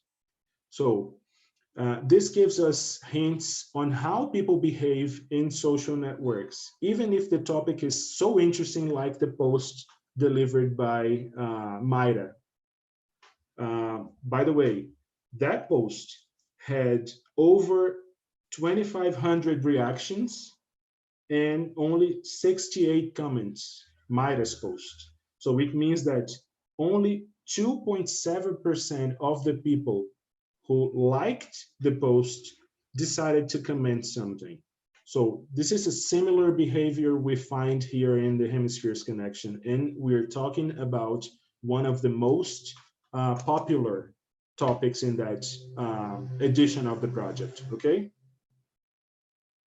And throughout the development of that experience, students said they wanted to learn more about their counterparts, daily routines, about sports people in other countries like, about cultural traditions, places, pets, local foods, and books. So this is a list of topics, the list of interests, people, the participants in the Hemispheres Connection said they wanted to learn more about, okay? Now, we're moving on. The third example of intercultural experience online. This one with a more academic fashion, that was the Natal Gaza online exchange. Again,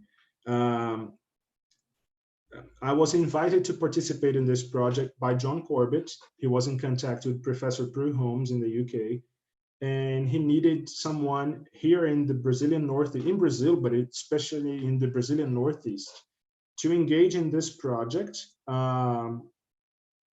which is an umbrella project, because we have online exchanges being held in Brazil, Gaza, Colombia, Turkey, Greece, if I'm not mistaken, and in the UK, right? So there are other similar initiatives going on and at the same time. This project, by the way, is becoming a book chapter to be possibly released next year. So, so this project involved Letras students from UFRN and students from the university, the Islamic University of Gaza. They were supposed to get together again in a closed Facebook group to talk about situations of marginalization, exclusion, and vulnerability. So I'm reading the characteristics of the project, and then we can go back to that.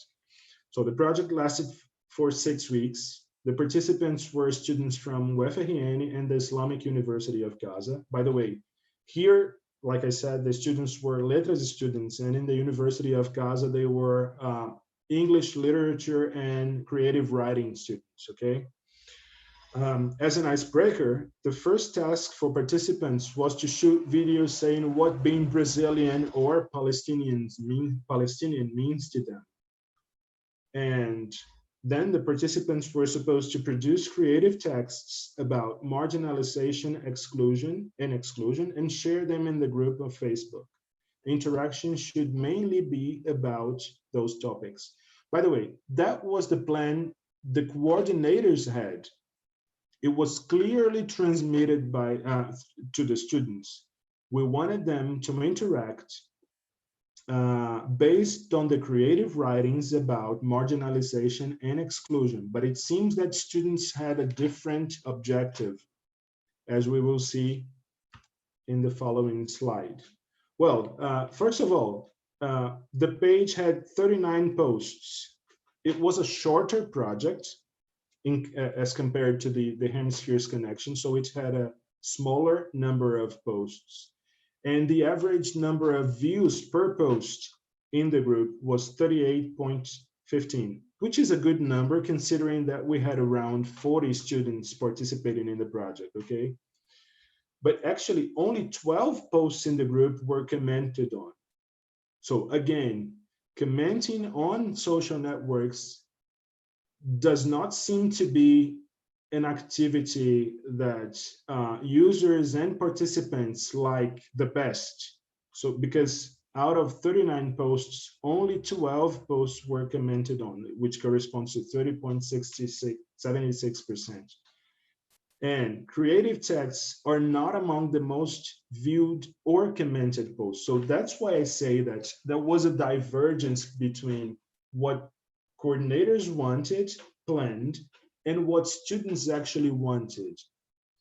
3 out of the 4 most commented posts were made by Palestinians, which suggests that Brazilians in the group were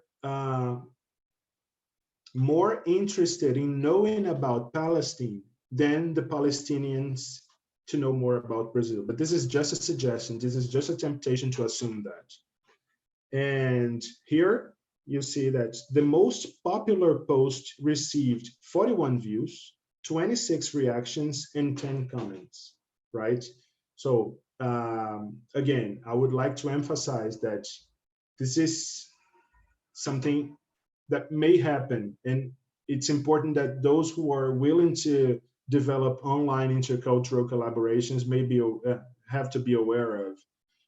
Your objectives may not be the objectives students share. So it's very important that you talk and you collaborate within the classroom and take that collaboration, those decisions to the project, okay? These were the topics Brazilian students said they wanted to learn more. Free time activities, holidays, pets, common tastes and interests, books, and local foods. No marginalization, no exclusion, no vulnerability. So students really had different thoughts, right? I would like to share very briefly an example of one of the most popular posts in the Natal Gaza online exchange. Let me see. Wait a minute.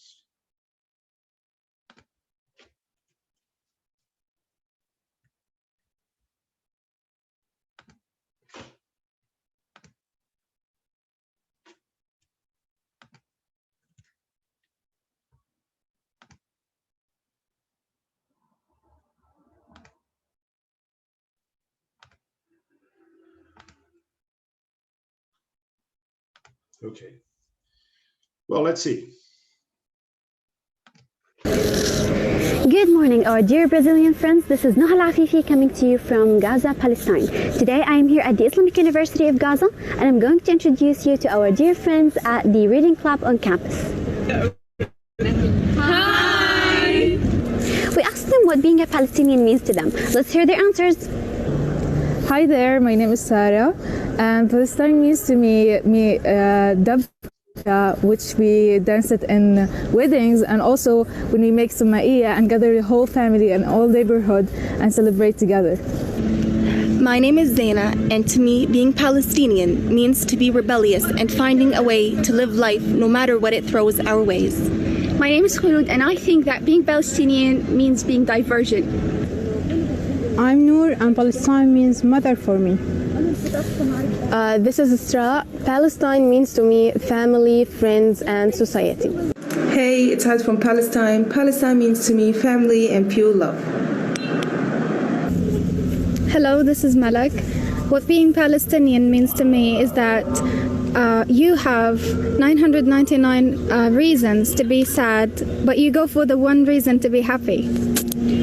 Hi, this is Rahaf, and what being Palestinian means to me is going through a lot of hardships and at the same time knowing that you're not the only one. I'm Hibam, and being Gazan to me is that I can go to the sea whenever. Well, we're having problems, but I guess you had a clue of the videos. So, this was one of the videos posted by Palestinian students, and that was perhaps the most popular post on the Facebook group. And if we go a bit deeper under the surface of the intercultural aspects being shown, we will see that there is no big difference between the way Noha Al-Afifi introduces her video in Gaza from the way Mayra Gomez introduces her video in the Tatoyo community in Manaus, right? So that is another indication that social networks really provide room for the emergence of a global urban community, a collection of beliefs, values, behaviors that are being shared by young adults, teens, and people all over the world, no matter where they are, geographically speaking, or their social status, or their religion or cultural background. So this is a very rich material. Then we are reaching the end of my session, so I'd like to share with you some of my final thoughts. These are: social networks are a way to have access to intercultural material, right? I can speak from the point of view of someone who's been testing platforms since 2015, when I first started intercultural online collaborations. My first collaboration was through email. Yes, people exchanged emails back in 2015. That was my first experience with the professor Julia Menard Warwick from Davis. We managed to bridge my students at TFRN with her students from the University of California, Davis. They exchanged emails for 6 weeks. And then when I met Hugo and John, we moved to Facebook to develop collaborations online on Facebook. And then in last year's edition of the Hemispheres Connection, we were already trying another platform that was Google Classroom, because we saw that the attention teens dedicated to Facebook was diminishing. So, but still, anyways, social networks are a way to have access to intercultural material, right? The example shows in this session suggest a convergence of interests, and we go back to Mayra's video and we see that she's sharing her everyday life, her routine, her likes and dislikes, and her background with people. And we may see that students in the Hemispheres Connection were interested in the same things. And again, students in the Natal Gaza online exchange were interested in the same thing. So we suggest the session suggests a convergence of interests, behaviors, discourses, modes of communication, because we see no significant difference between the way Mayra delivers her her talk about her community and the way Noha does that, okay, in Gaza. So modes of communication are also shared among users of social networks. Social networks can be considered a place where local and global identities meet. This is clear in the examples. Teachers should be aware of the fact that the number of comments and replies tend to be smaller than the number of other forms of interaction in social networks. And this is something Hugo and I know well, because we are always worried about how to encourage students to interact in the platforms we are developing the projects.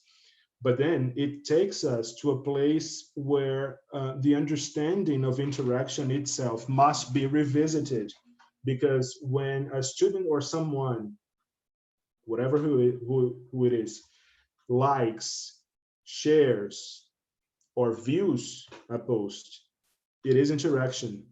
It is interaction. They are not interaction with language items. They are not interaction linguistically, but they are interacting with the post. So we have to revisit the concept of interaction, and we have to understand, to take people's behavior in social networks into account. However, a reflection on the results of an intercultural experience is indispensable if we are, of course, talking about the environment of a classroom. Some authors suggest that whenever you want to promote an intercultural interaction online, it should be fully integrated to the classroom. So being aware of how people behave in social networks, in the case you choose a social networks as your platform, helps you to provide room for reflection in your classrooms. That is the suggestion I would like to leave for those who are willing to start international collaborations. Try to integrate them to the classroom to the fullest, and to provide room for reflection with your guidance in the classroom. Do not expect students to do that by themselves and by commenting or replying to comments. This is not likely to happen, because as we see, people do not spend time commenting and replying to things on Facebook. By the way, the size of texts is much smaller than it used to be in the past. And when people publish long texts on social networks at the moment, they have to alert people. They have to, to put a alerta de textão on Facebook. So on Facebook and on other social networks. So people are not interacting that way any longer. So reflection is necessary, but we should try to encourage reflection a different way. Well, I guess this is all. Thank you so much. Here is where you can find me on the internet. This is my institutional email, and this is my Instagram account. Thank you so much. Thank you. Nice. Thank you, Bruno. It was like an amazing talk.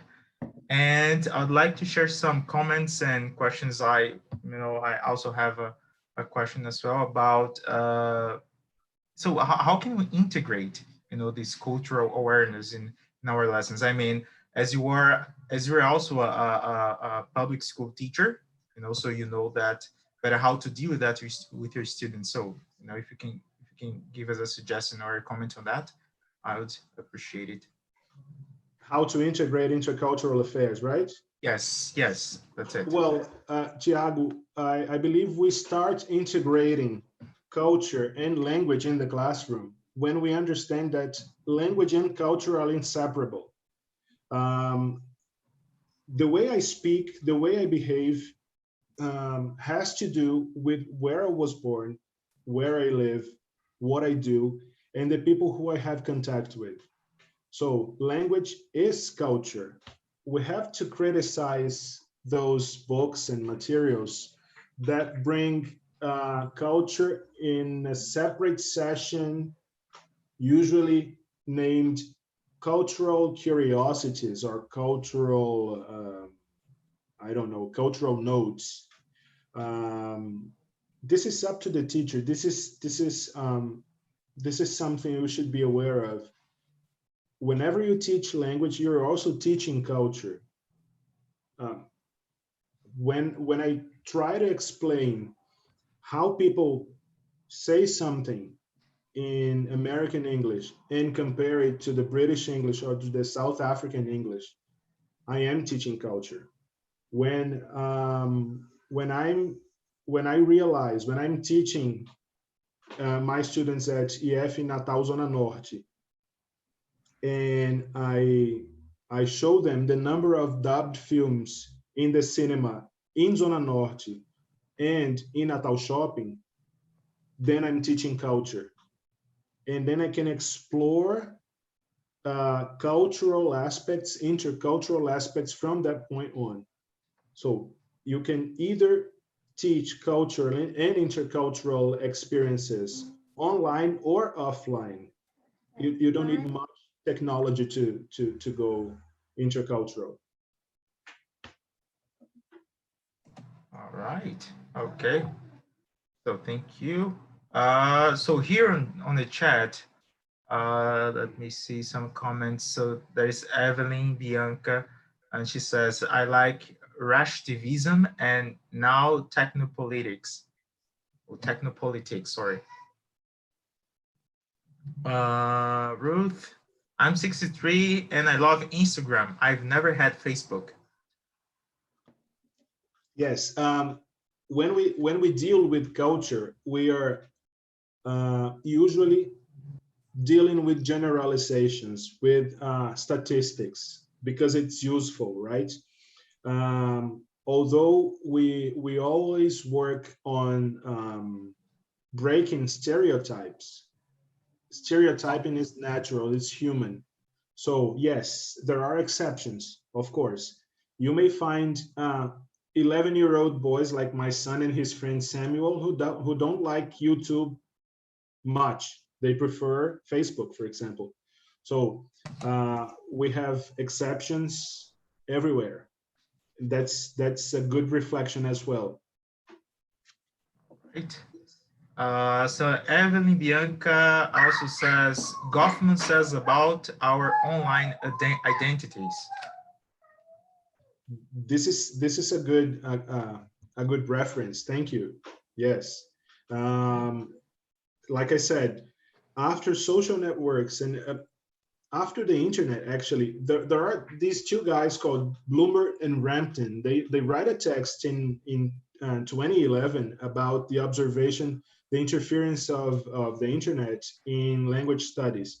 And they say that before the emergence of the internet, before the technological revolution we went through in the end of the 20th century, when people migrated, that represented a break between the person who left the community and the community that was left.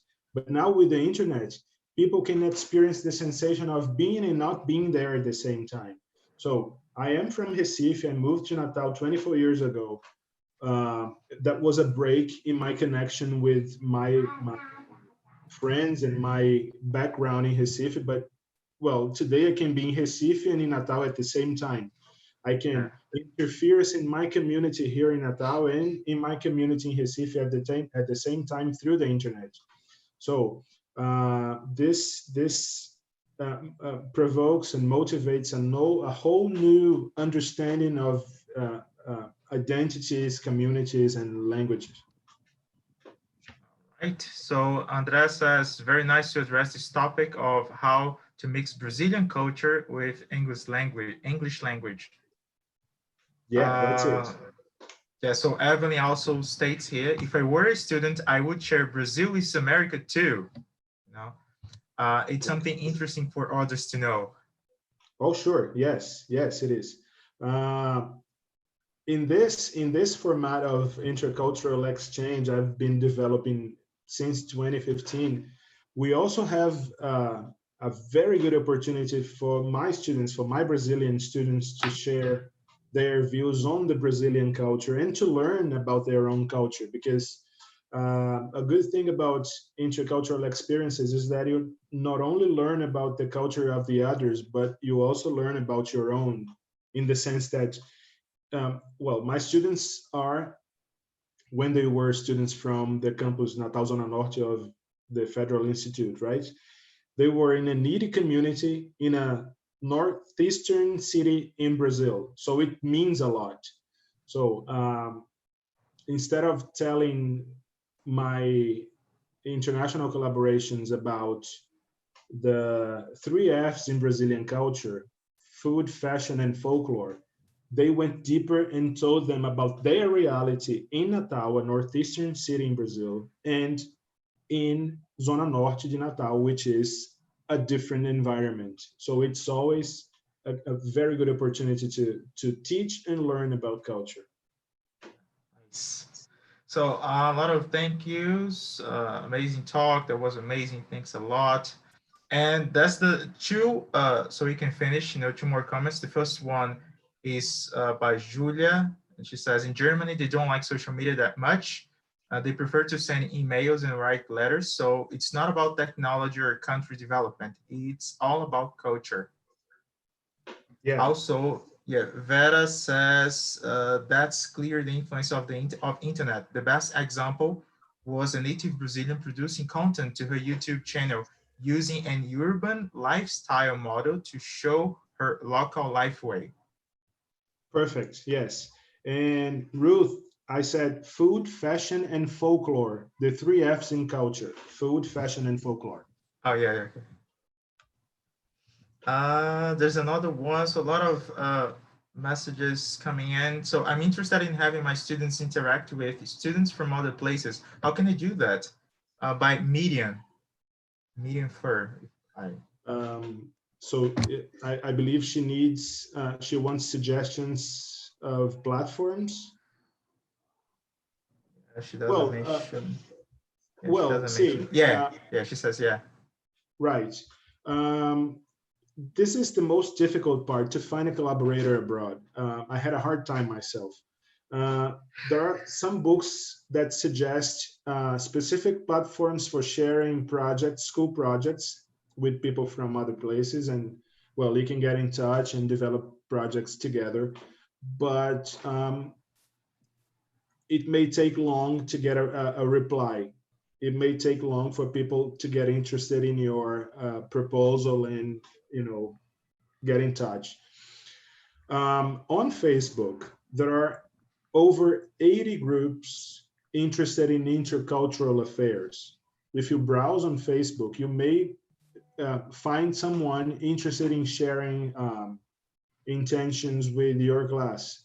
So I would suggest the most popular social networks, and I would suggest that you look for groups on those social networks which are already working on intercultural experiences. This may be an easier way, right?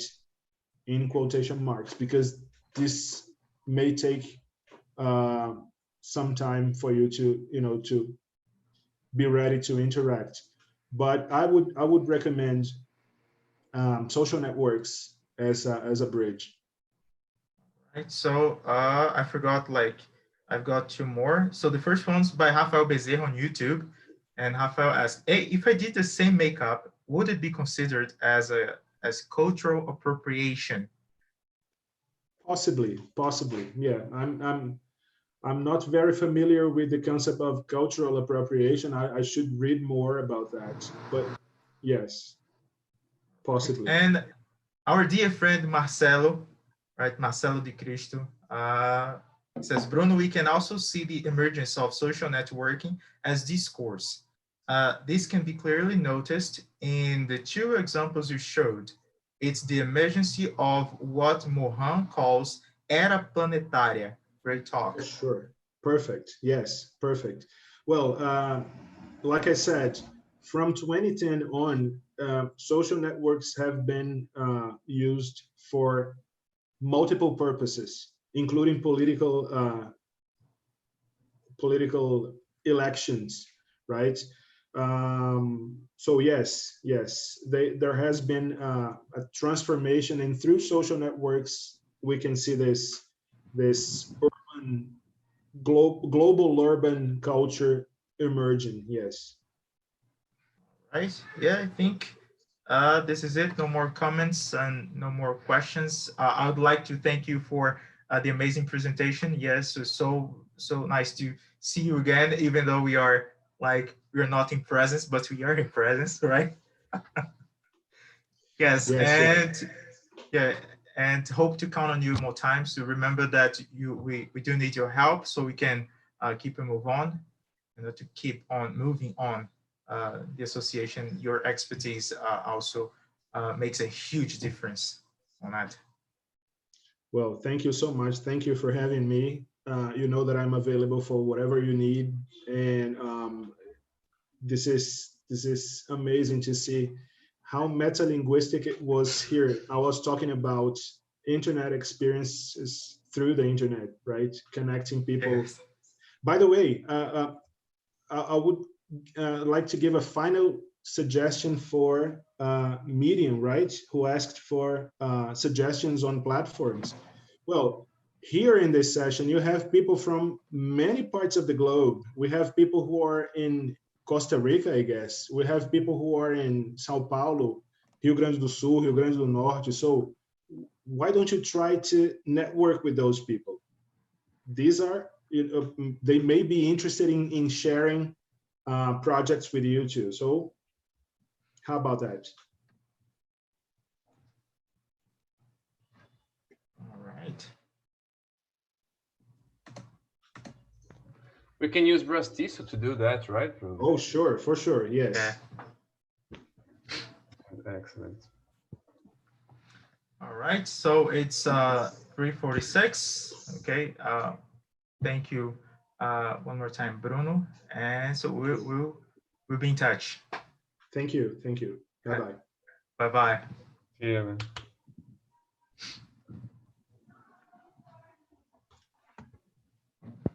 So, all right, let's go to our fourth session of the afternoon.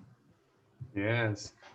Before that, let's thank our sponsors. So, DISAL, Bridge Education Group, SBS Livraria, National Geographic, Atual School, and Cultura Inglesa. Thank you very much for the support. Your support help us grow stronger. So thanks a bunch.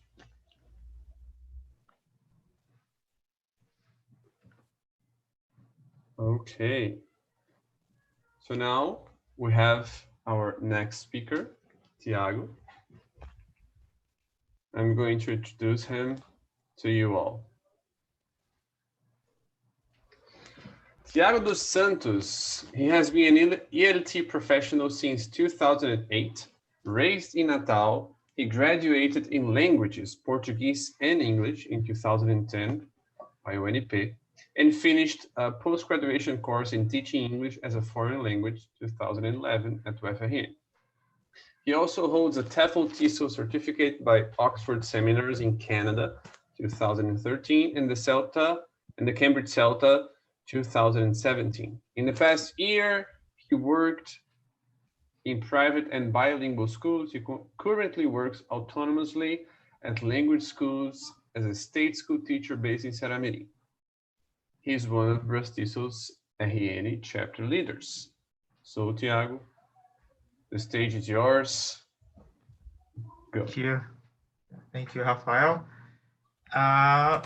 And first of all, I would like to use part of what Rafael said about the sponsors, right?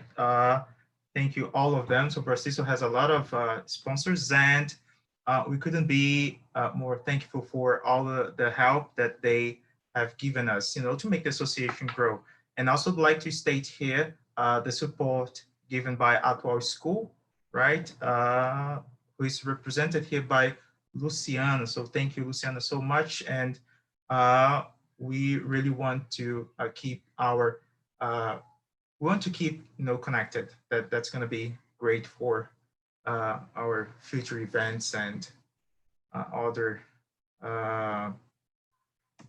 talks and events. Okay, my presentation this afternoon is going to be short, but I want to be really effective.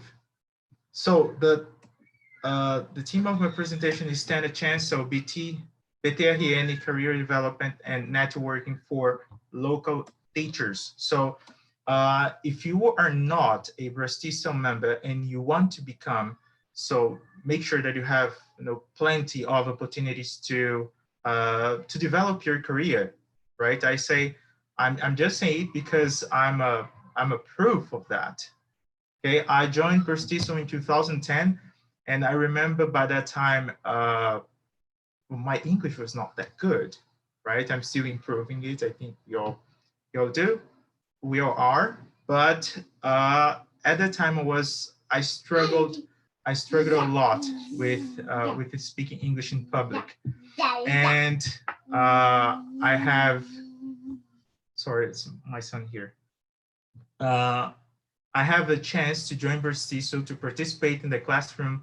The first, if I'm not mistaken, was the first group of classroom language where I had Fernando Guarani as the tutor. Was an amazing chance that I had to get connected to BRAZ-TESOL and also to network, build a connection with the other teachers here in Natal. All right, so first of all, let's talk about BRAZ-TESOL and BRAZ-TESOL RN chapter. So for those who don't know, founded in 1986, BRAZ-TESOL is Brazil's largest association for English teachers, for teachers of English to speakers of other languages. Not-for-profit organization with a membership of over 2,000 professionals. BRAZ-TESOL is an affiliate of TESOL International. That's an association in the US, YATFL, in the UK, and a member of the Southern Cone, TESOL, right, which includes Argentina, Chile, Uruguay, and Paraguay. The picture you can see here was the event held last year in Curitiba. It was fantastic, like 1 year ago. And this is the picture of all minders who were there.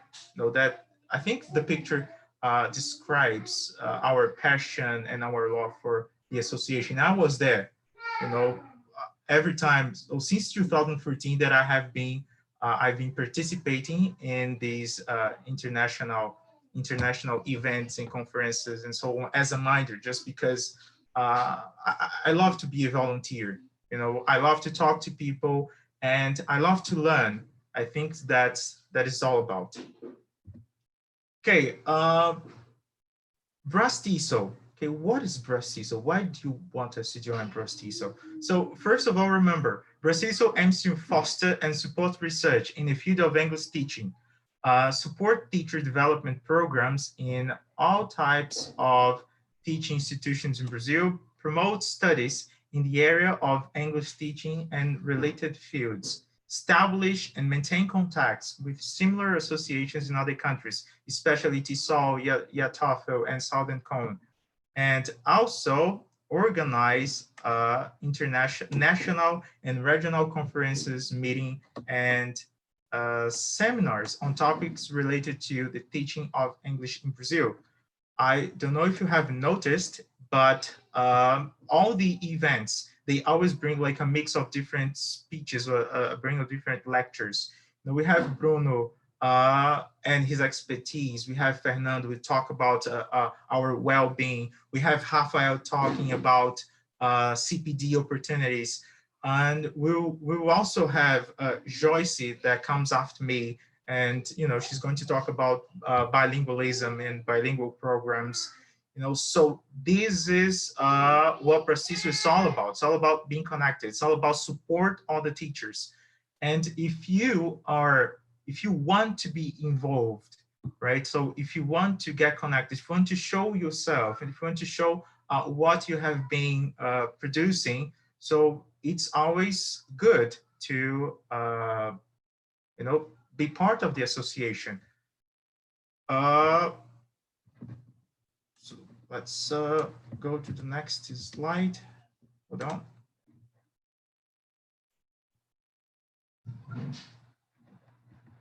Okay. So BRAZ-TESOL national organization consists of a national office based in São Paulo, a national executive board, that means all volunteers. So everyone that works, let me say like that, works for BRAZ-TESOL, it's a volunteer. That's why it's a not for-profit organization. So the work Rafael and I are doing here is all volunteer. We don't want to take advantage of that.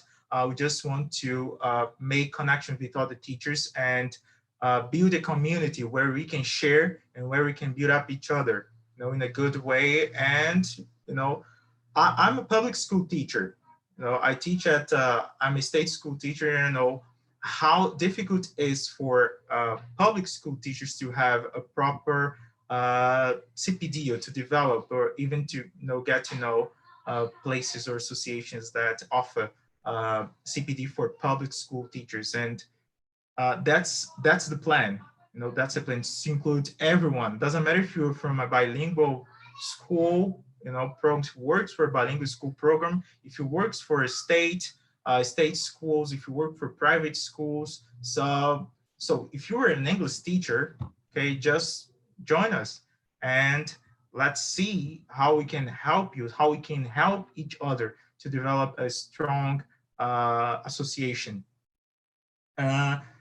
And Council, whose members are elected to serve for 2 years, so everyone is also a volunteer, and the regional chapters.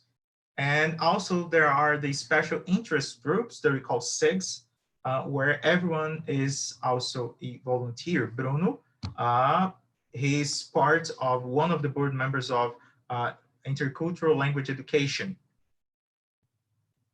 And below here, there are the executive board. That's Igor, Marcela Sintra, Natalia, Sergio, and Bia. And also there's the advisory council, that you can see here, Isabella, Taylor Veiga, Sergio Pantoja, Stefan Hughes, Henrique, and Julio Vietas. You all can find them on Instagram too. So these are some of the regional chapter leaders, that we have here. There are some that, I think there are some that have like 2 in the same state, for example, have like, I think Triângulo Mineiro, but there's one that offers CPD opportunities for all the state, and this is where we are at. Rio Grande do Norte. We are not Natal chapter, we are Rio Grande do Norte chapter, just to make sure that you understood that. Okay, these are some of our pictures. Some of them are, I'm not gonna say also like those ones. Everyone here that has already participated or been part of the association in any ways. So this picture here was in Brasilia. So you can see Samara, myself, Fernando, and Nilo, who's also a teacher at EFRN. The picture here from our last event in 2017 was a joint event with UFRN, and John Corbett was there. Also here we seen the last board, Marcelo de Cristo, Diego, Samara, and also Bruno, that's a treasurer, Samara secretary. Marcelo de Cristo was our former president, but also helps us with everything in the association. That's we're really thankful for that. Okay, as I said before, really count on their expertise so we can keep our association growing, right? And if you don't know, these are some of the SIG, so the special interest groups. So if you like, for example, if you like coaching, there is a SIG that work on that, you know, it's coaching in ELT. So if you like pronunciation, there is a specific special interest group that works on that. You know, the pronunciation SIG, bilingualism SIG, the public school SIG, that if I'm not mistaken is the brand new one.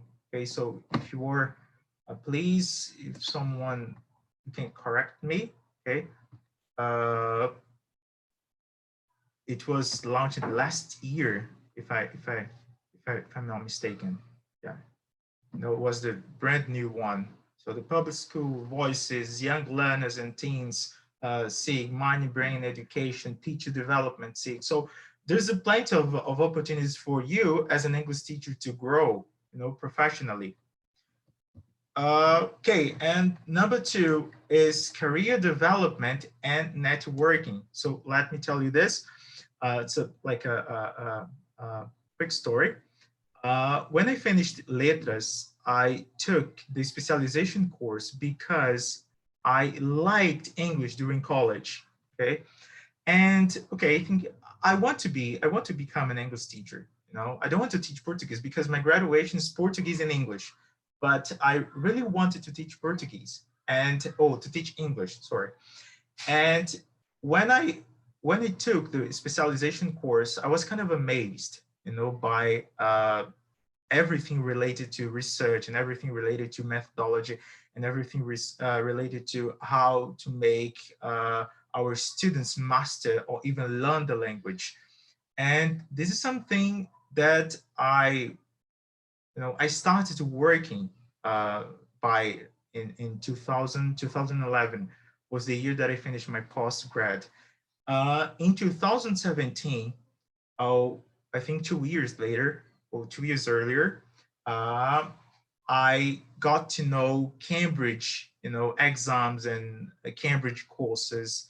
And I thought, hey, that's a really good opportunity for me to, you know, to grow. And I only could do that by BRAZ-TESOL, you know. So if I hadn't known BRAZ-TESOL, I wouldn't have taken, you know, the CELTA, the Cambridge CELTA. That was an amazing course.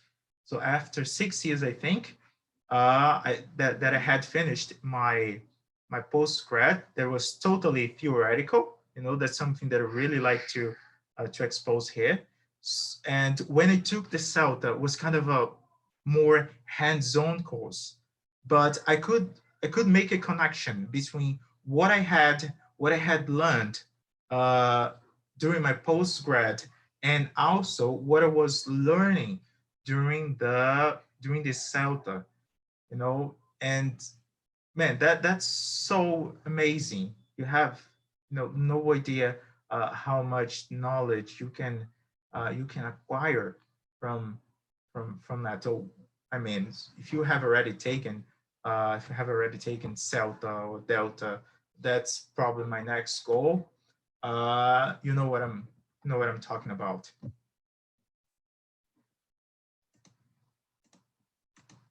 Okay, so if you have like Jackson Richards, 50 tips for teacher development, he says, if you talk to teachers who are further along in their career, you will find that they took deliberate steps to engineer, sorry about the I, their own development. For me, it was a 3 a.m. moment when I realized I had to do a master's course. And that's what the tip is about.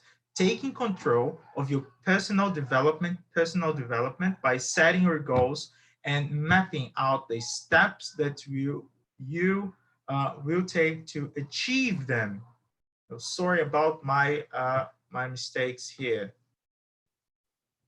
And the second one, he also points out So if you want to plan your career development, it's important for you to think of some of these steps. So which TFL or TESOL qualification you have? So Rafael mentioned that I had the TESOL qualification by Oxford Seminars in Canada. It was a decision that I took. It was a really good course, but I realized that when you took like those courses abroad, is not as good as the ones you do here, because most of the teachers who took those courses, by the time I took it, they didn't have an experience on teaching, right? But I did, when I was in Canada in 2013, 2012, 2013. And when I decided to take it, I wanted it to be like a complement of what I have learned in my post-grad, which is good though, right? Because I could acquire my knowledge, but it's always important for you to think big, think big if you want to plan your career development. Oh, the second question that Jack Richards mentions in his book: do you plan to take an additional qualification? What areas of teaching are you most experienced in? What are your main responsibilities in your school or institution? What responsibilities would you like to focus more on in the future? What professional development activities do you make use of? And these are some of the questions that every time that I intend to take a course, I think, hey, is that really what I want? So today as a public teacher, I can say that I really want to help all the teachers, to master not only the language, but also the speaking skills. Is a challenge, not gonna talk about like fairy tales, right? Not gonna lie. But it's really important for we as teachers to start thinking of it. So I like public school. I love to work at the public school, and this is one of the areas that really interests me. How my public school teacher, or how my students at the public school teacher can master the language, or can learn the language, or can develop,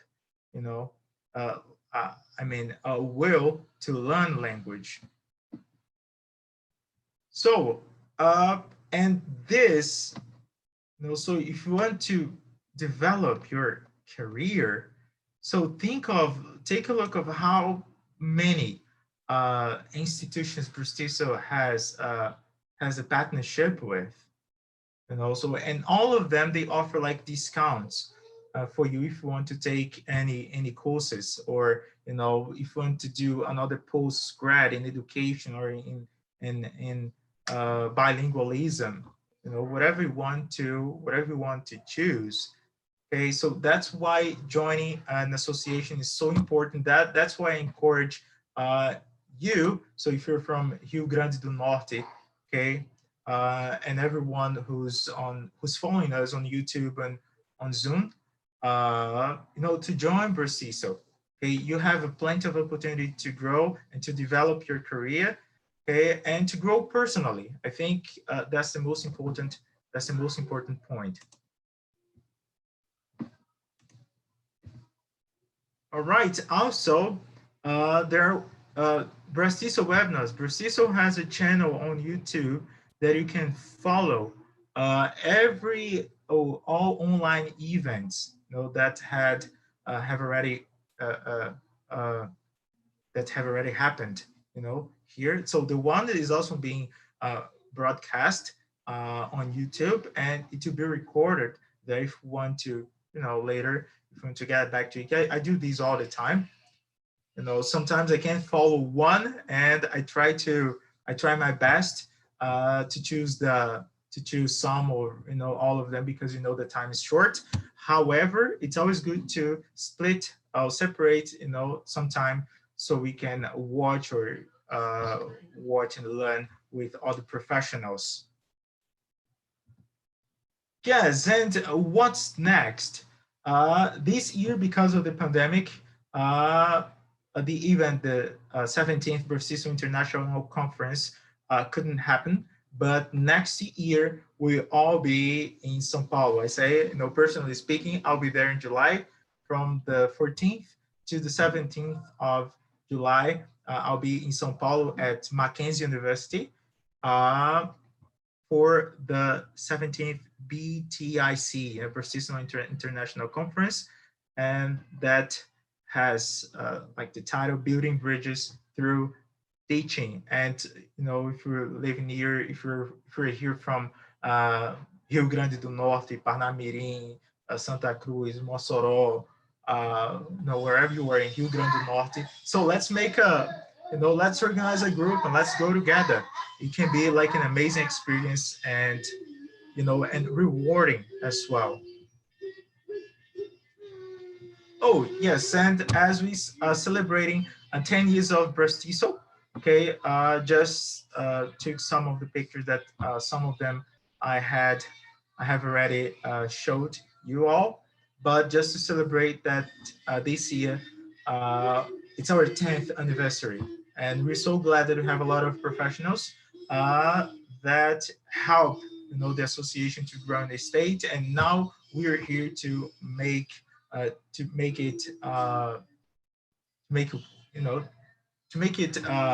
progressing in. And I think to finish up here, yes.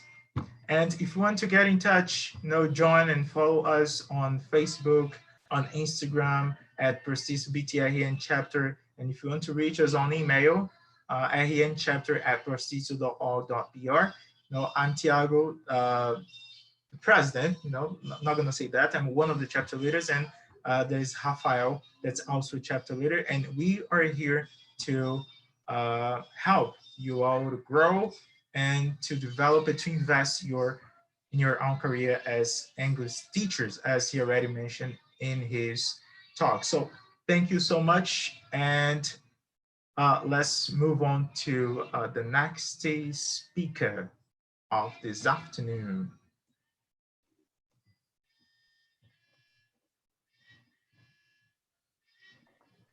Hey, Tiago, I'd just like to reinforce that if you are from Rio Grande do Norte, and if you join BRAZ-TESOL, we're going to be organizing a series of workshops, monthly workshops. If everybody's interested, we can even do more. But the idea is to organize work. As I said in my presentation, we're going to hold monthly workshops where we could work on language skills and methodological skills as well, right? Things that are important to us in the classroom, so we can help each other grow stronger. And it will be in the format of a classroom, not in the format of a webinar. So everybody will participate, we'll have small groups like in a classroom. So it's a moment for sharing, right? Sharing. So there will be, we intend to invite people to present over a topic, and we are going to present things ourselves. Not only me and Tiago, but also anyone who would like to share some knowledge, share experience in the classroom, anything to help us grow. Yes. And so if you're a public school teacher, also, don't forget to get connected. We all want to include you there. We all want to include you as well. And that's going to be fantastic to have, all different teachers from all different institutions here on this group, so we can work on language and, work on our specific skills. All right.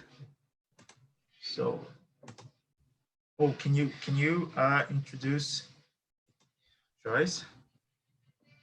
Let me make her a panelist. Yes.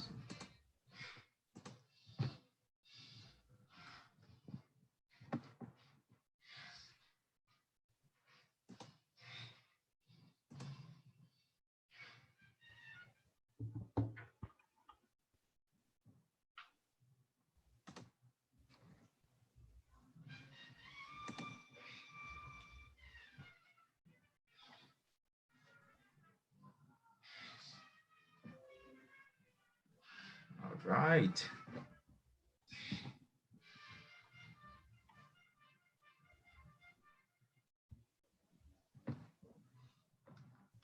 Hello, Joyce. Hello. Joyce. Hi, guys.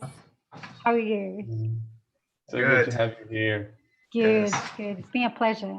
Yeah. Have you introduced myself? Sorry, because it was like got disconnected. No, we haven't. No, we haven't. We haven't. We're going to, yeah. That's good. Would you like to, Tiago, or should I? Oh, so yeah, do it. All right. So we have here with us Joyce Nunes. She is a bilingual education consultant and language coach based in Brazil. Joyce holds a master's degree in social communications by Universidad Complutense de Madrid. Very good, very good. A degree course in social communications, UFG, and in marketing, ICM London, UK. She also holds teaching qualifications by University of Cambridge, CELTA, and TKT, as well as extra language proficiency certifications such as IELTS and CAE. She has been working in the language field, teaching, training, translation, and management for the past 14 years in 3 countries, Spain, Brazil, and the United Kingdom. So the stage is yours, Joyce. Appreciate it. That was very kind of you. And I felt kind of old when you said 14 years on this journey, but that's okay. Oh, well, that's, that's good. That's experience. Good. Okay. That's a compliment. Yeah, that's it. That's it. So thank you so much, like you, Rafael, Tiago, for the opportunity. I was like the whole day amazed by all the speakers. I was like with Fernando Guarani saying about the 7 things that he wished he knew before teaching. And then you came up with the practical suggestions, yeah, on teaching. Bruno Maia came with a lot of things I'm also gonna be talking about intercultural teaching. And now it's me talking about one of my greatest passions, let's say, for the next 5 hours. I'm joking, for the next 40 minutes. Don't worry. Okay, can you guys see my screen? Yes. Yeah. Okay. As you well said, I'm Joyce Nunes. I've been working the past 14 years with dual language acquisition process, yeah, with the programs. And in this journey, I've been through like language schools, I've been through bilingual education in Spain, in London, in Brazil. And it was quite interesting because like when you have like many places, you can say as a experience, you can actually analyze it better.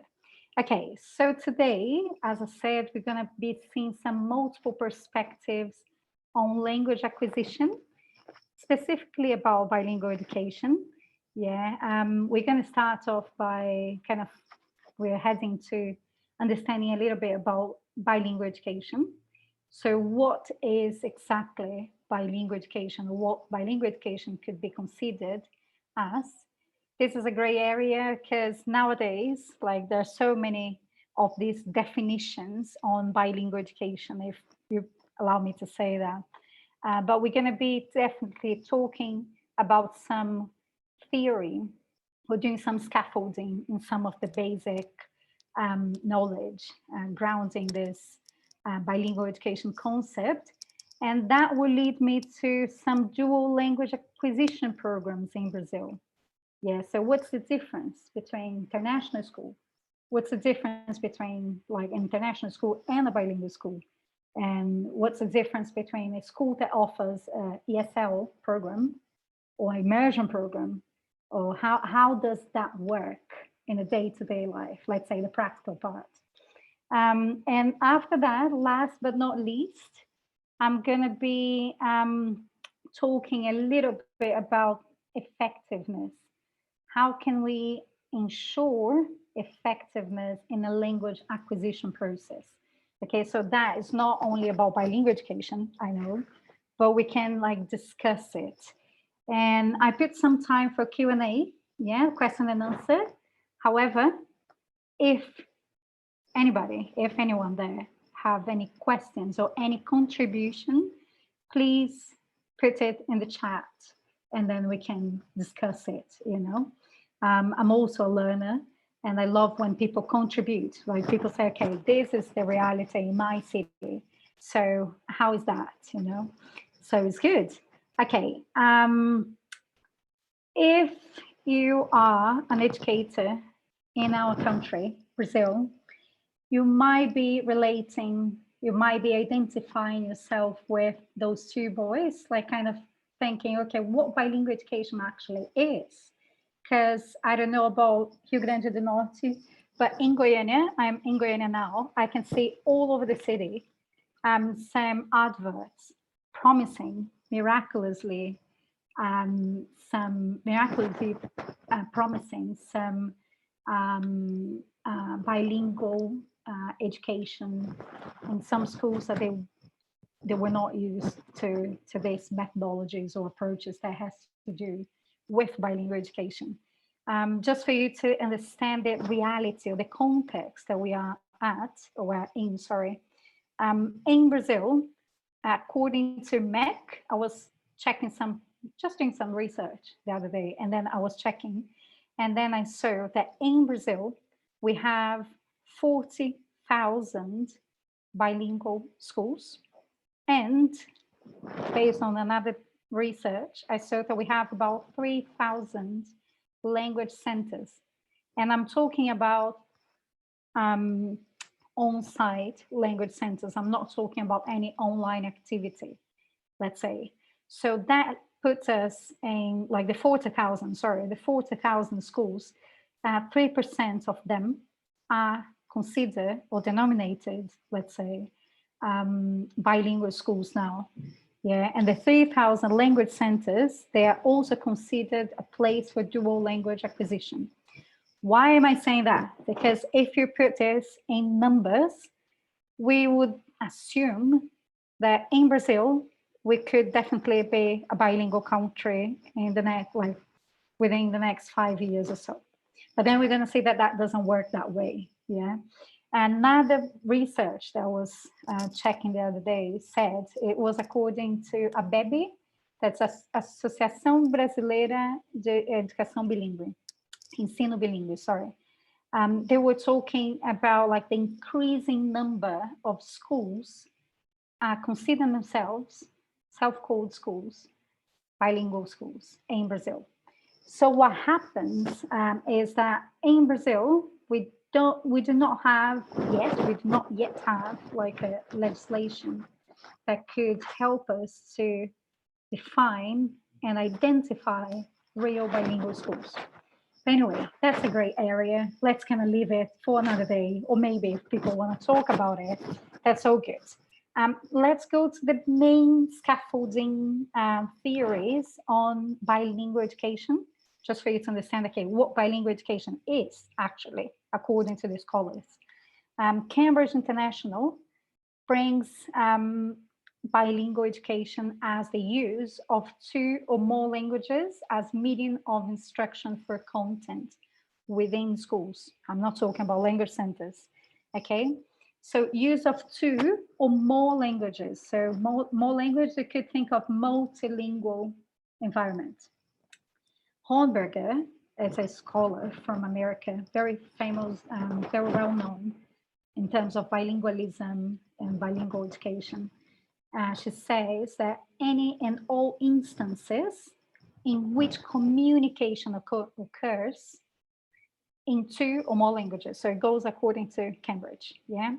And then Genesis says that dual language instruction within a school, obviously, that occurs within a school setting, as they said here. So you can see that bilingual education is the place, or bilingual education is the use of 2 or more languages as medium of instruction, and also as a goal, but not only as a goal, medium of instruction for content. Okay, so you could simply say like this, okay? But the term bilingual school is a rather broad label, or let's say blanket term in Brazil, and it's used to refer to various models of second language teaching and learning within the schools. Yeah, but as I said to you, like simplistically saying, we could think as this, the use of 2 or more languages as a medium of instruction for content. So just for you to understand a little bit of, like, giving you a little bit of a historical scope on how has been this journey, let's say this education, bilingual education journey in Brazil. I took from 1980s, yeah, so 1980s that we start having like some international schools, we're going to talk about it, but pretty much like we had schools working with English as a second language, the ESL, yeah, or English as a foreign language, using some approaches that still people use it a lot. That's a communicative approach, task-based learning. And then you can say, Joyce, what are you talking about? Yeah. Again, I'm not going to go deep into the theory, okay, but just for you to understand, it's pretty much like about memorizing something, memorization, repetition, copying, just that academic achievement, the linguistic term, yeah. So, for example, verb to be, let's go and study verb to be, and then you put that. Yeah, so just that, not considering any cultural aspects, just merely considering some linguistic aspects, yeah, not even the function, pretty much, yeah. And then in 2000, when we start having more of this language teaching exposure, not only in language centers, we start learning, not all the schools, but some schools, they adopted CLIL, that's the content and language integrated learning, or the EMI that comes from CLIL, that's the English as a medium of instruction. So basically, yeah, so they start thinking, okay, maybe we should put English not only as a goal, but also as the part of the journey, a medium of instruction. Yeah, so that's what CLIL is pretty much about. And then they also start considering some context, yeah, which context we could use in order to teach English. How can that be done in a classroom? Yeah, and then now, okay, we had so much more of like progress, although I wouldn't say much. Yeah, but in 2020, which is this year, last month, June, not last month, in June, we had like an amazing initiative by Conselho Nacional de Educação that was like to do a technical report, which will lead to a guideline on bilingual education in terms of dual language acquisition. Do we have a legislation that talks about bilingual education? Yes, we do, but it's not about bilingual education as we are approaching here. It's not about language. It's about hearing impairment, yeah, and it's also about like indigenous people, and it's also about like the places or people that are from the borders, let's say Bolivians, Peruvians in Brazil. And then it's nothing about what we actually see as a need. And that is a problem, yeah, that we don't have it yet, but that is like, I can see a light at the end of the tunnel with this technical report, and I'm sure it's going to lead us to very good criteria for analyzing what exactly is bilingual education, yeah, or how it should be done, and all this criteria. Okay, when we talk about dual language acquisition programs in Brazil, what I'm talking about is like language, yeah, so language programs in Brazil. What are the possibilities that we have, or especially like kids having for learning a second language? I'm talking a lot about English because that's my experience, but you can definitely apply it to Spanish, maybe, yeah, French, or your environment. Although here in Brazil, this I'm bringing you to is that it's actually from English language acquisition programs, okay? I didn't put here, but obviously we have the language centers, yeah? So many of them, you still up to now use communicative approach. Is there anything wrong with communicative approach? No, I'm not saying, okay, we should ban it. No, I'm just saying that perhaps we should be open to other cutting edge methodologies or approaches, yeah? So we have the language centers, yeah? And then we have the schools. So the schools, I'll start from bottom to top here. We have the regular schools that pretty much bring like English as a foreign language or English as a second language. Yeah, so the regular schools according to MEC, yeah, and then they have English as a subject.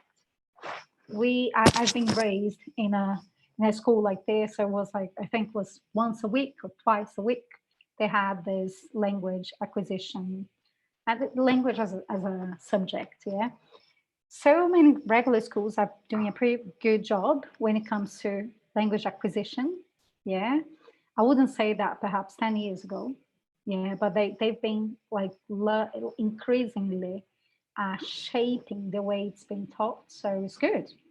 Okay, second reality, we have the bilingual schools, yeah, all the immersion programs within the schools, but we have, let's talk about bilingual schools. Bilingual school, according to the way we understand, yeah, bilingual school, it would be a school that follows the national curriculum, which is, in our case, the Brazilian curriculum, yeah, the MEC, yeah, all the guideline that comes, all the criteria, all the elements from MEC. So we are under that, yeah, but we also have the L2, that's English, within this context. Okay, so bilingual schools, we can talk about content-driven schools. That's like they deal with different subjects in English, let's say science, math, geography, and then they do this combination or merging inside the curriculum, yeah, but as an extra. Or you can talk about language-driven, yeah, which is pretty much like they focus on the language itself, let's say, yeah. And then we have international schools. What's the difference between international schools, bilingual schools, yeah? International schools, they follow let's say the curriculum that they represent, yeah, from the country that they represent. Example, we have the British school in Rio de Janeiro. So British school in Rio de Janeiro, it goes in accordance, in agreement with the national curriculum. When I'm talking about like national curriculum, I'm talking about the British curriculum. So the commitment is nothing to do with Brazil. So they actually are committed to the country that they represent, or they go according to international standards. And then the schools that go according to international standards are the schools that they have, for example, one of the examples, IB program. Yeah, so the IB program established like certain subjects and elements that could be considered international. So their main commitment is to this. So L1 will be, in that case, English, and L2 is Portuguese. Okay, so it's different. Okay, so L1, English, L2 in Portuguese. And to be honest with you, Portuguese is pretty much dealt as a subject. Yeah, so you wouldn't say like it's nothing kind of extra. Yeah, so there's so many elements that people discuss when it comes to international schools. They say, okay, are we neglecting our culture? How is that? How does that work? Yeah. But I also see a lot in terms of goals. For example, international schools, their goal is pretty much like international environment. Let's say international universities, that they're not concerned about a name, for example. Yeah, so international universities, they kind of have this kind of larger scale, more global scale. Before, let's say 1980s, 1970s, those international schools were more for expatriates. But now, so many Brazilians are considering or even taking the advantage of being part of international school.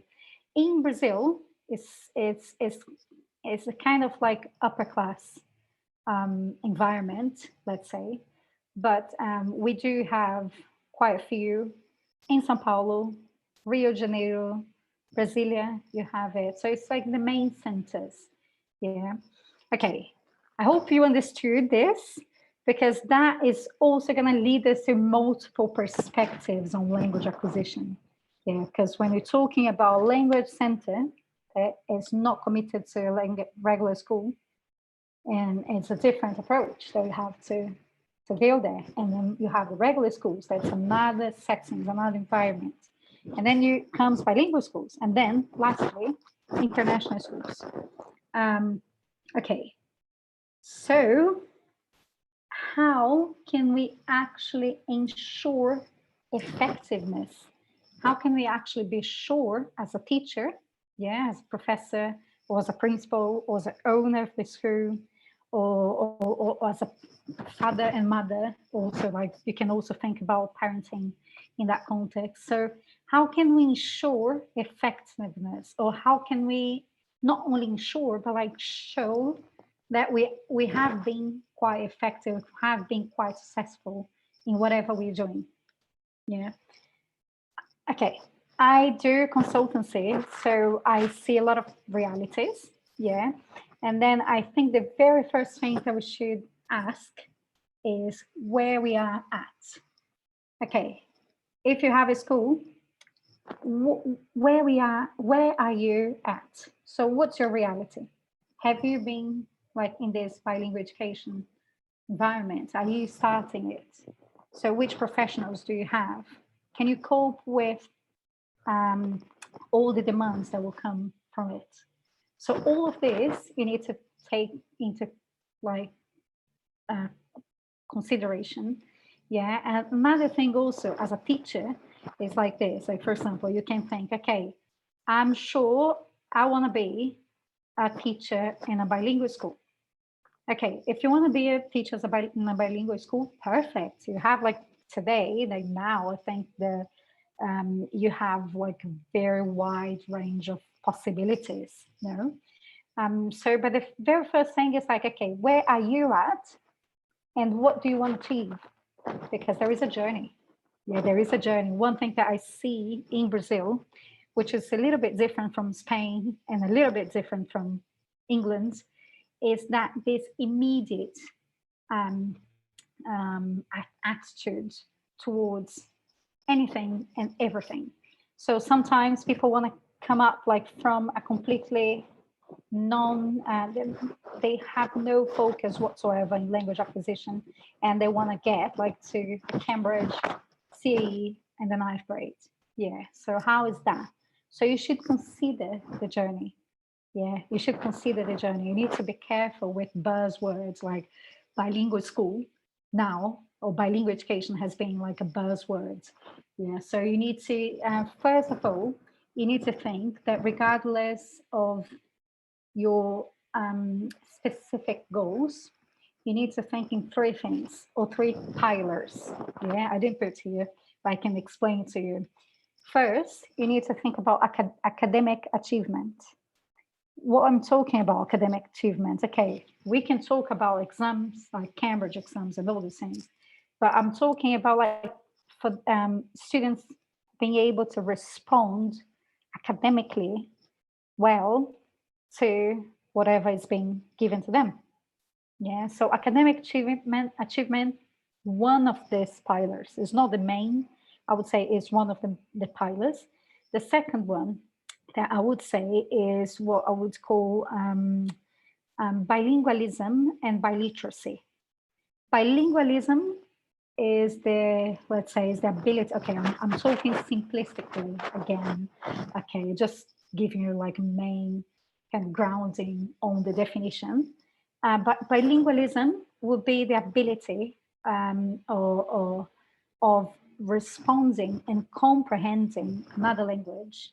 Yeah, not necessarily, okay, there's so many scholars that debate against it, but not necessarily in the same level. So when you're talking about listening, speaking, reading, writing, You're not necessarily talking when you say, okay, that this person A, B, or C is a bilingual person. So maybe their reading is much better than their writing. Yeah, but you need to be able to understand, you need to be able to comprehend and make yourself understood. Yeah, so bilingualism, so bilingual education is a response to bilingualism, obviously. Okay, when it's the third pillar that I would talk, I would mention here, would be about what I would say cultural competency. Okay, cultural competency. Yeah, like so many people, they don't consider those things, but you need to consider it. How many times you get to a classroom and then you say to a student, how are you? And all of them, let's say 30 of them say, I'm fine, teacher. And then the next day, how are you? I'm fine, teacher. And then this child moves to England or moves to America. And then the very first day, their teacher say, hi, what's up? How's things? How are things with you? Yeah. Or just, how are you doing? And there's this child completely freezes because they are not able to respond to that thing because someone in their path was like in an automation process, just giving one main answer, and this should be the answer for this question. Yeah. Another thing that we can think about cultural things. I can, like, for example, in Spain, people tend to be, schools in general, or the teaching in general, tends to be much more straightforward in terms of language. Brazil as well. Example, in America or in England especially, they would say, please, can I have this and this and this? Or can I have this, please, Mrs.? And then in Spain or in Brazil, they say, give me that. I'm doing the literal translation. So then when this child gets to go to another country, and then they just say, hi, give me water. And then they say this, yes. That will definitely not, the child is not going to be able to communicate properly, because communication is not only about language. It's not only about the ability of using words. What about the function? What about the cultural aspect? Yeah, so going back here, because I can just talk about those things. When it comes to schools, what do we need to respond? Okay, academic achievement, good. Bilingualism, good. And cultural competency. So now you need to align this into your expectations. And then you're dealing with parents' expectations, you're dealing with your own expectations, and you're dealing with the children's expectation as well. So you need to be very realistic and very transparent, okay? We cannot go from stage 1 to stage 10 in a split of a second. So we need to make kind of plan, as Thiago was talking about, like planning in terms of career development. We also need to do this, yeah?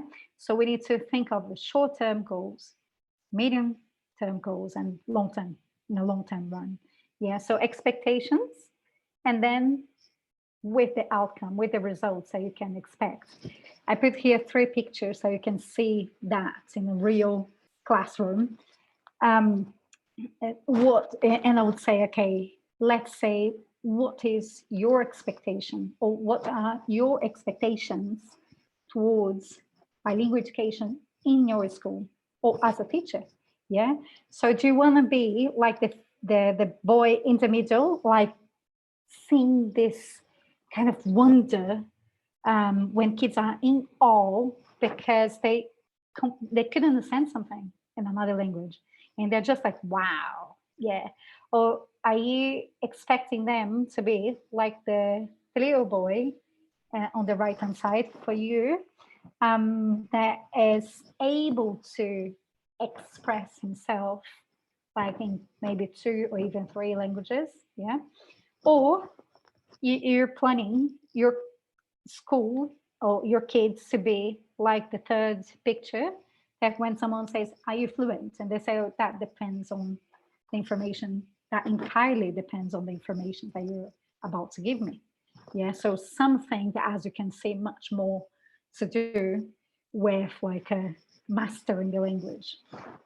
One thing that I'd like to mention, and I promise it will be quickly, is about fluency and proficiency.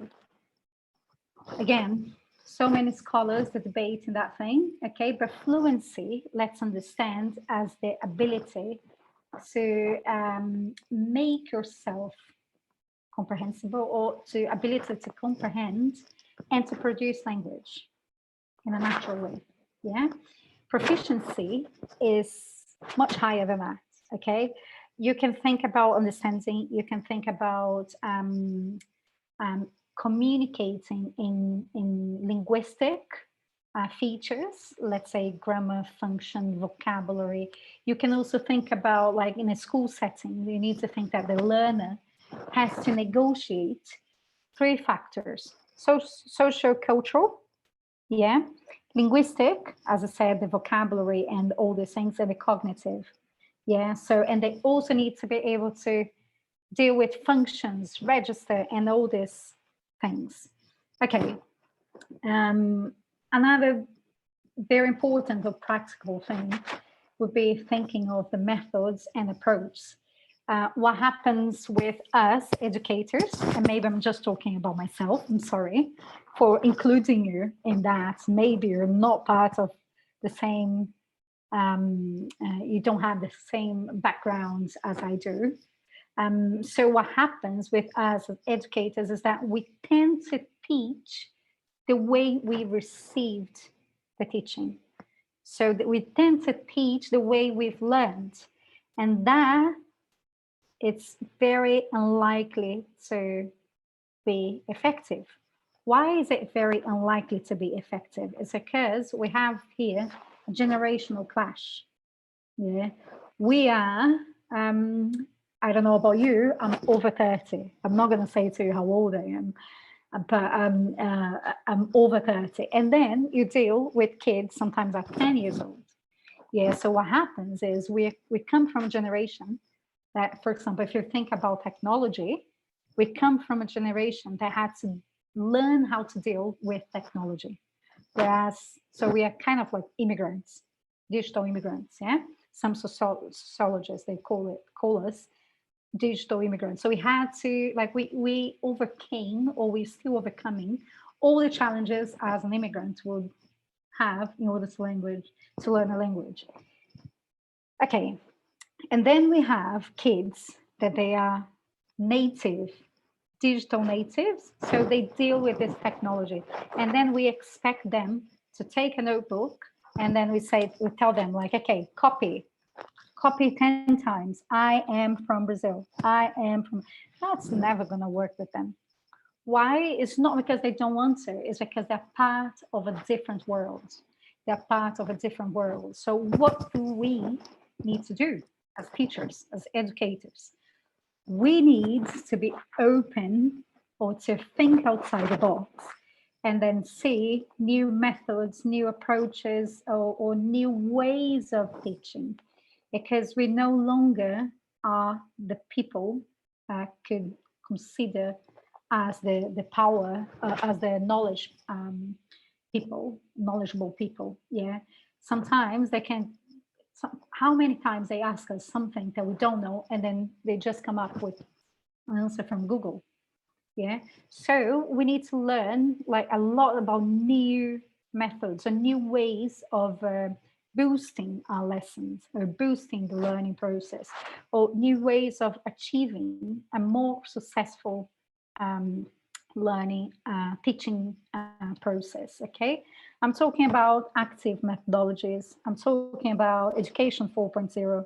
I'm talking about like game-based learning, play-based learning. Okay, so project-based learning as well. So it's just like putting them as protagonists, as the main, to deal with them collaboratively. Yeah. So we are mediators, and that is important not only in language, but it is crucial in language, but not only for that, okay? So methods and approaches need to take, they take a huge part in this bilingual process, okay?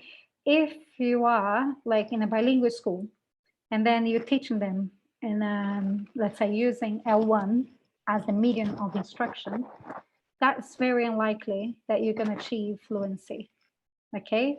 I'm not going to translanguaging, that I do firmly believe that it's useful and necessary. We are not talking about translanguaging. I'm just talking about completely translating whatever they learned. Yeah, translanguage is a different thing. Okay.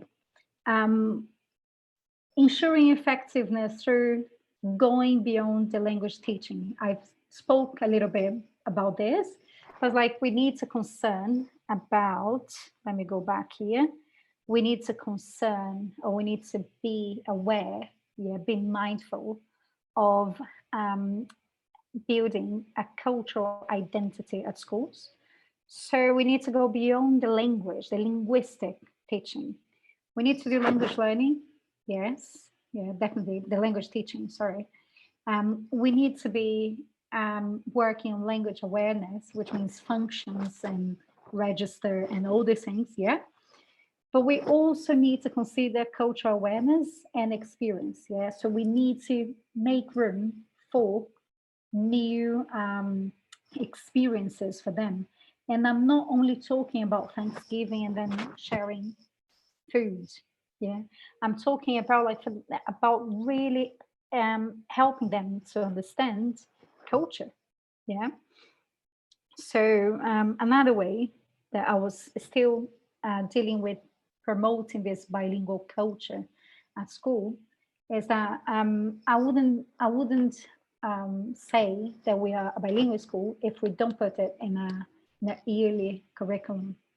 Yeah, so what you need to do, you need to strategically think about the curriculum syllabus and then work on that. Okay, what can we transform or what can we add in order to be using this, those two languages in this environment? Yeah. Another thing, professional training. Yeah, and then I'm probably talking to teachers, yeah, as I am. So we need to, as Tiago well said, he hit the nail on the head when he talks about professional development, career development. So we need to be mindful of professional training. We need it. It's not because we master or we deal with language that we are completely able to deal with students in a day-to-day basis in a regular school. Yeah, so it's I've been a coordinator in a school, and I remember that was very difficult for me to get like people that they could master the language, and also they had like some academic thing, let's say like pedagogy or letras, yeah, academic achievement or academic degree. So it was kind of difficult. It was kind of difficult. It's really difficult in Brazil. So if you have both, excellent. Okay. If you don't have it, there are so many ways, so many paths that you can take. You have Cambridge, as I said, teaching knowledge test, CELTA, Delta, but just go after it. Yeah, there's so many free courses online that could help you. Yeah, I'm not talking about paper and just saying, okay, she's got this and that's it. I'm talking about tools, real tools that you can use within the school. Yeah. Lastly, which is last but not least, is the school settings. The school needs to communicate what happens there. Yeah, so in that sense, when you're talking about bilingual schools, you're talking about schools that needs to communicate. Okay, we have Portuguese, for example, and we do have English. Yeah, students, they need to understand unconsciously that they are in an environment that not only two languages are welcome, but they are used. Okay, one thing is to understand that the languages are welcome. Okay, yeah, here I can speak English. Okay, that's fine, teacher. Yeah, now I can speak Portuguese. Sometimes they say like this, no? But they need to kind of feel motivated. And that's our role, yeah? Teachers, we are motivators. We are promoters of something. I'm a language promoter, let's say. Yeah, so what's my mission in the world? My mission is to promote language. So that's our mission. Yeah, so school needs to communicate. So put English, place English signals, put things like in English, promote some events or other moments that people could use the L2 in a natural way. Yeah. Avoid, let's say, avoid things like this. Now English time. And then people, okay, now, okay, teacher, now it's finished, the lesson. They're going to say like this, it's finished. So, you know, we need to kind of like, for them to understand the L1 is welcome, L2 is welcome, you know. So in that way, they're going to be open for receiving whatever you have to give them. School settings, classroom environment, yeah, try to communicate whatever you want to give to them. Okay, so we need to think of the skills, but we also need to think about the school as a whole. Yeah, let me just pass the next one. Okay, I tried to give you a little bit of like historical scope to bilingual education. As I said to you, it's a great area. Yeah, bilingualism, bilingual education concept, bilingual schools in Brazil. Yeah, so it's still a great area. Yeah. However, I do believe that we are stepping into a new time, new era in Brazil. And if you put yourself, like if you think, okay, that's what I want to do. Yeah, as I said to you, go and look for more information. Yeah, you have a lot of opportunities in Brazil. You have a lot of opportunities. You just need to make yourself, to equip yourself. Yeah, think of the professional developments that you need to ensure. Think about the cultural aspects that we talked about. With Bruno Lima, the professor, he mentioned one thing that was like, okay, he just nailed it. He said, language and culture are inseparable. Yeah. So how can you actually think of teaching, doing some culture teaching or language teaching without culture, or culture teaching without language? Is inseparable. So what can you do in order to show that they are inseparable even for students? You can use authentic material, definitely. Yeah, you can use newspapers. You can use videos from YouTube. You can use like social media. Yeah, but when they come across authentic, they see that as not something prepared for them to learn, but something that's part of the world. And they're also going to be exposed to cultural aspects. They're going to be exposed to language that's not graded language. It's not language that was for the level. Okay.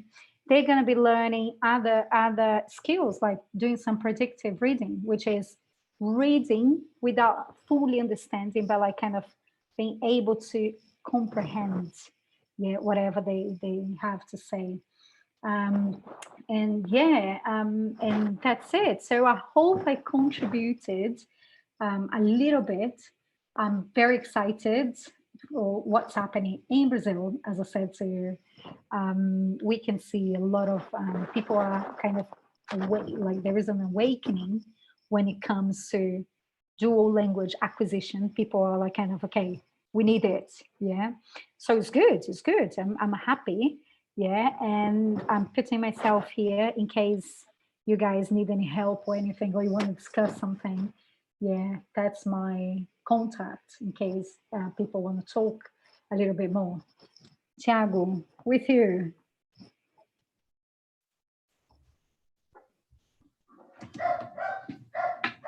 Great. It's amazing, Joyce. Yeah. Good, a lot of information. Yeah, that's true. If you just, I think it's a subject, a topic that it's a topic that has been growing, right? Exactly. And Exactly. with the growth of the bilingual schools, people are starting to discuss that. Exactly. And we don't have enough regulations, and I think people still don't understand. I mean, the community, the public in general, what exactly is bilingual? If you have an hour a day of English, is it bilingual? Because many schools consider themselves bilingual because they have an hour of English. They get confused between quantity and quality, you know? Like they say, okay, before we had an hour, now we have 4. So let's focus, let's kind of display it as bilingual school. Yeah, I don't know about Rio Grande do Norte, but where I live, you can see it all over the city, you know? Yeah, and here I think we have 2 that are really bilingual. The instructions, the other subjects are bilingual. We have math and science that are taught in English. Of course, they also have English. And other subjects that are taught in Portuguese, like geography and history. But I think, off the top of my head, only 2. Only 2. Yeah. Okay. I remember, I've taken a course on Cambridge Learning. It's a platform by Cambridge. Okay. You know, and when I was learning about Clio, and it was mentioned 2 different types of like bilingual education, okay? The way that people deal with bilingual. So the first one would be language-led, you know, and the second one would be subject-led. Which is the same as the content. They also call it content-driven and language-driven, you know, like, so you have those 2.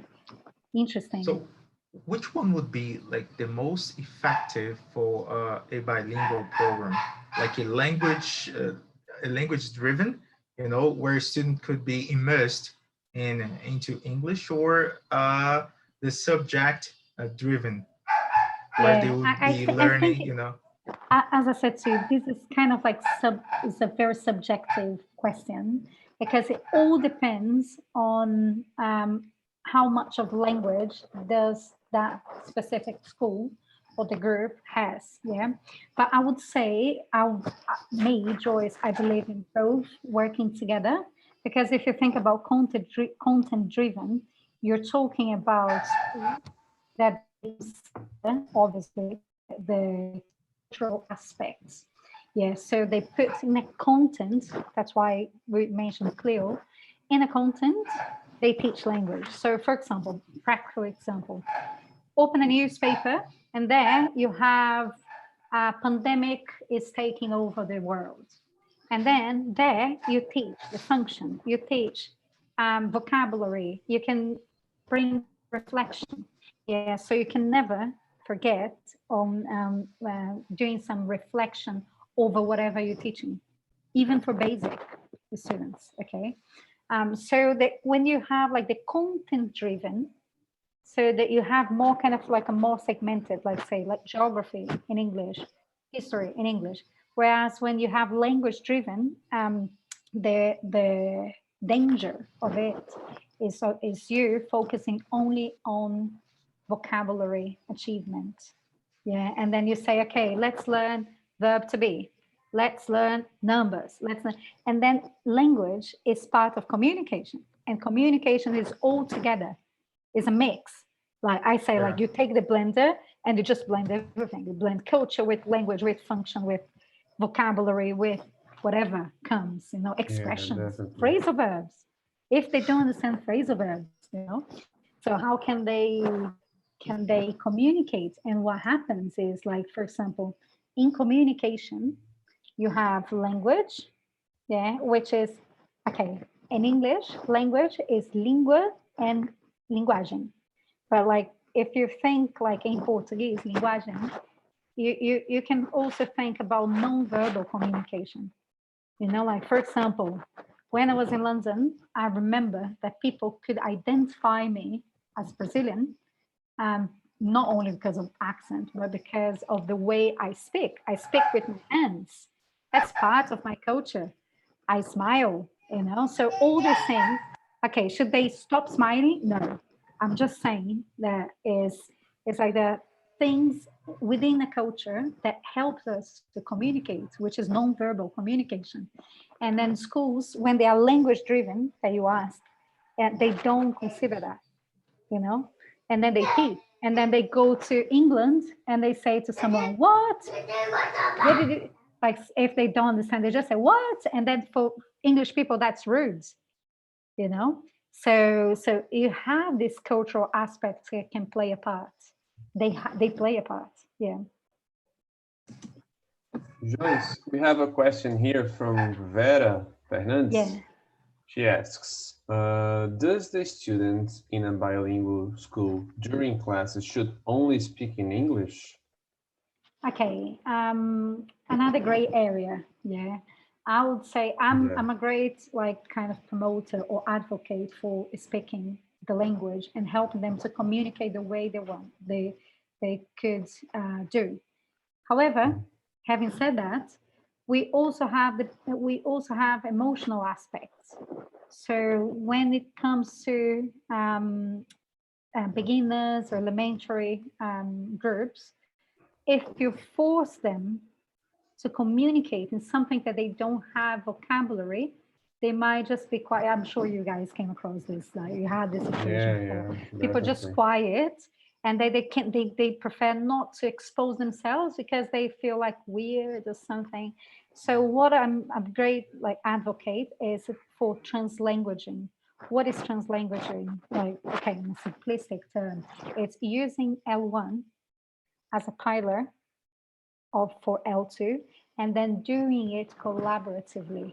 So it's not like this, like, okay, you don't translate it. You can use collaboratively. The danger of it is because you don't have, first, people don't fully understand translanguaging. They start to translate. They say, okay, table, mesa. Mesa, okay, next. And they just start translating. And the other situation is that you don't establish, especially in a bilingual school, if you accept that, you're not establishing a specific percentage for English. So, for example, like people can say, like, okay, sorry, I was using Portuguese because I can use Portuguese. And then you don't know if the lesson is being 90% in Portuguese and 10% in English.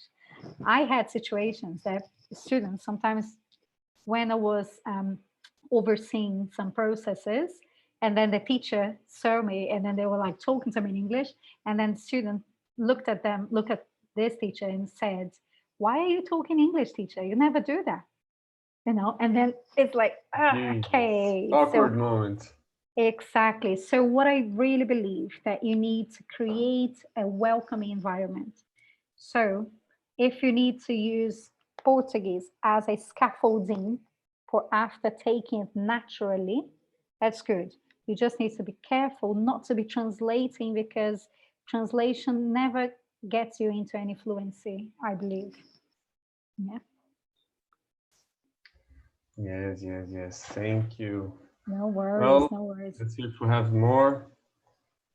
Well, a lot of people thanking you. Great talk, Joyce. Amazing presentation. Wonderful. Excellent lecture, as always. So, as always, yes. Flavia here must have participated or watched other you ones, before. yeah, probably. And there's one question for Fabiano. Could you talk about policies regarding bilingualism? Bilingualism, yeah. Okay, I'm not quite sure what, I believe that he's talking about legislation. I think so, yeah. Yeah.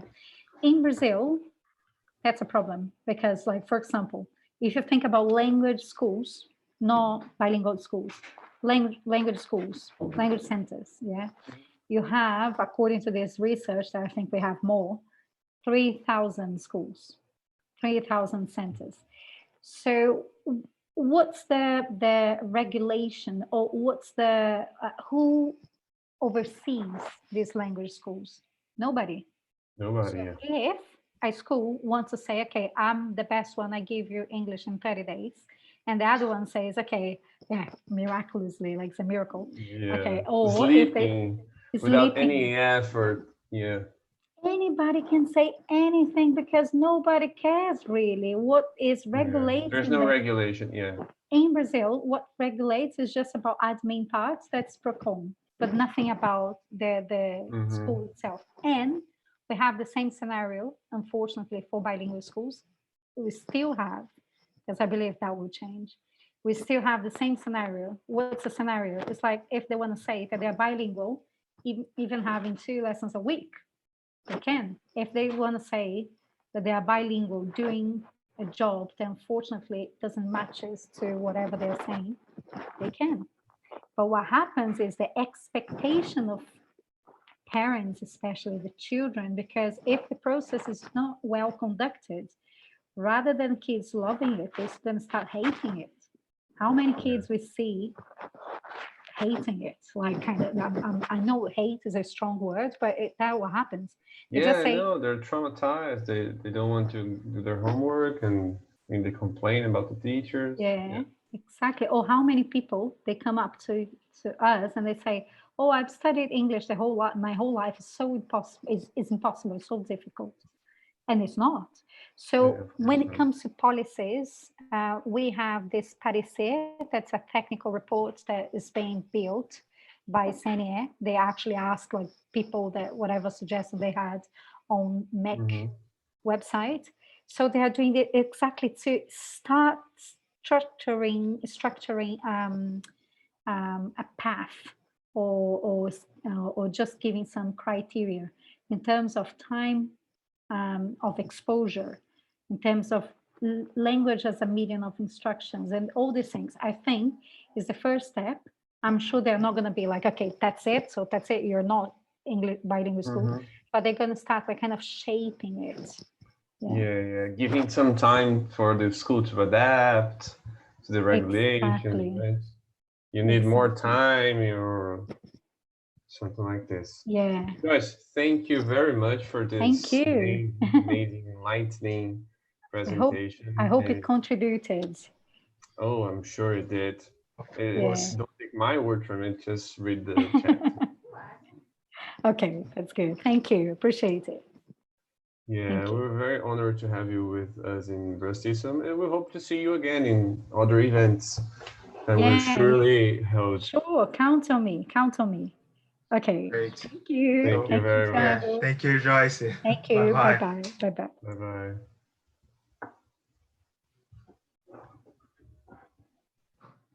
So, all right, everyone. We have an announcement.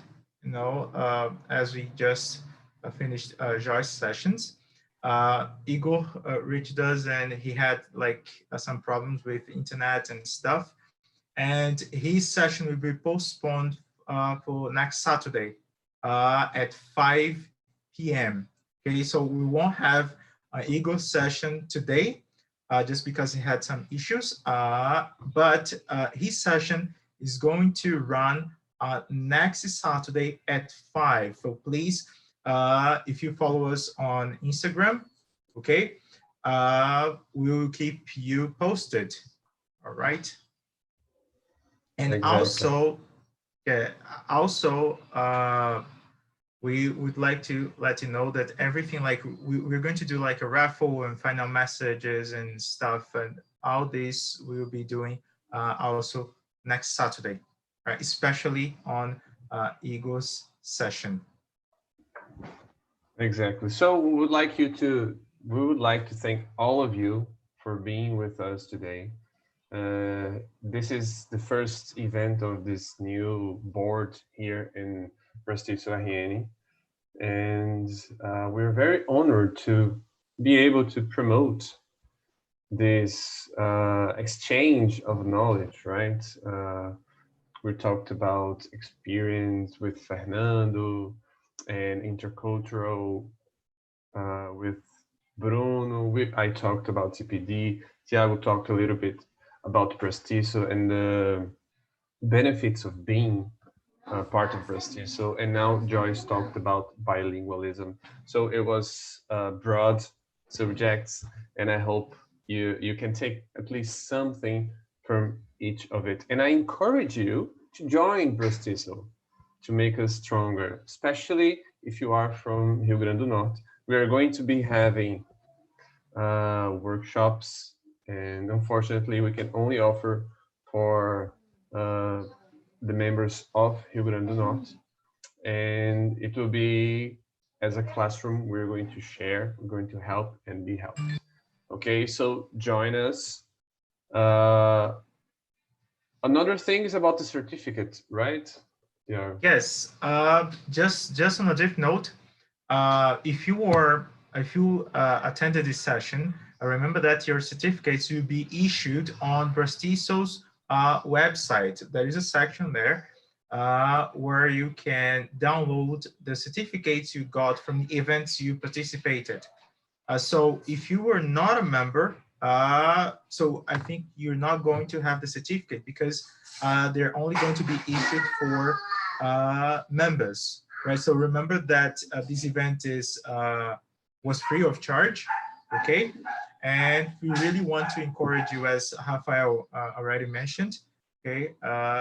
You know, become a member and let's make our associations, you know, throughout Brazil, all over Brazil grow. So that is wonderful, you know, and that's the best part about being a BRAZ-TESOL member. All right. So I think we'll call it a day, right? Yes. Yeah, let's call it a day. So thank you, Rafael, for the amazing partnership, you know, and thank you everyone for, you know, the wishes. So thank you guys. Happy to being able to participate. We really like to thank you all, you know, for being part of this. So remember that everything was addressed to you, teacher, coordinator, ELT professional. And we're really happy to see that we have like 60 people on our here on Zoom, and also plus 13 people on YouTube. You know, that's fantastic. And this event is being recorded, you know, and it will be available. It's already available on YouTube for you, you know, if you want to watch it again, right? Exactly. So you have a great Saturday, you have a great night, enjoy with your families, and I'll see you very soon, next Saturday. Yes, that's true. See you next Saturday at 5 p.m. All right, so you receive emails just as a reminder. So do not miss Igor Cavalcante session, right? So see you everyone. See you. Bye-bye.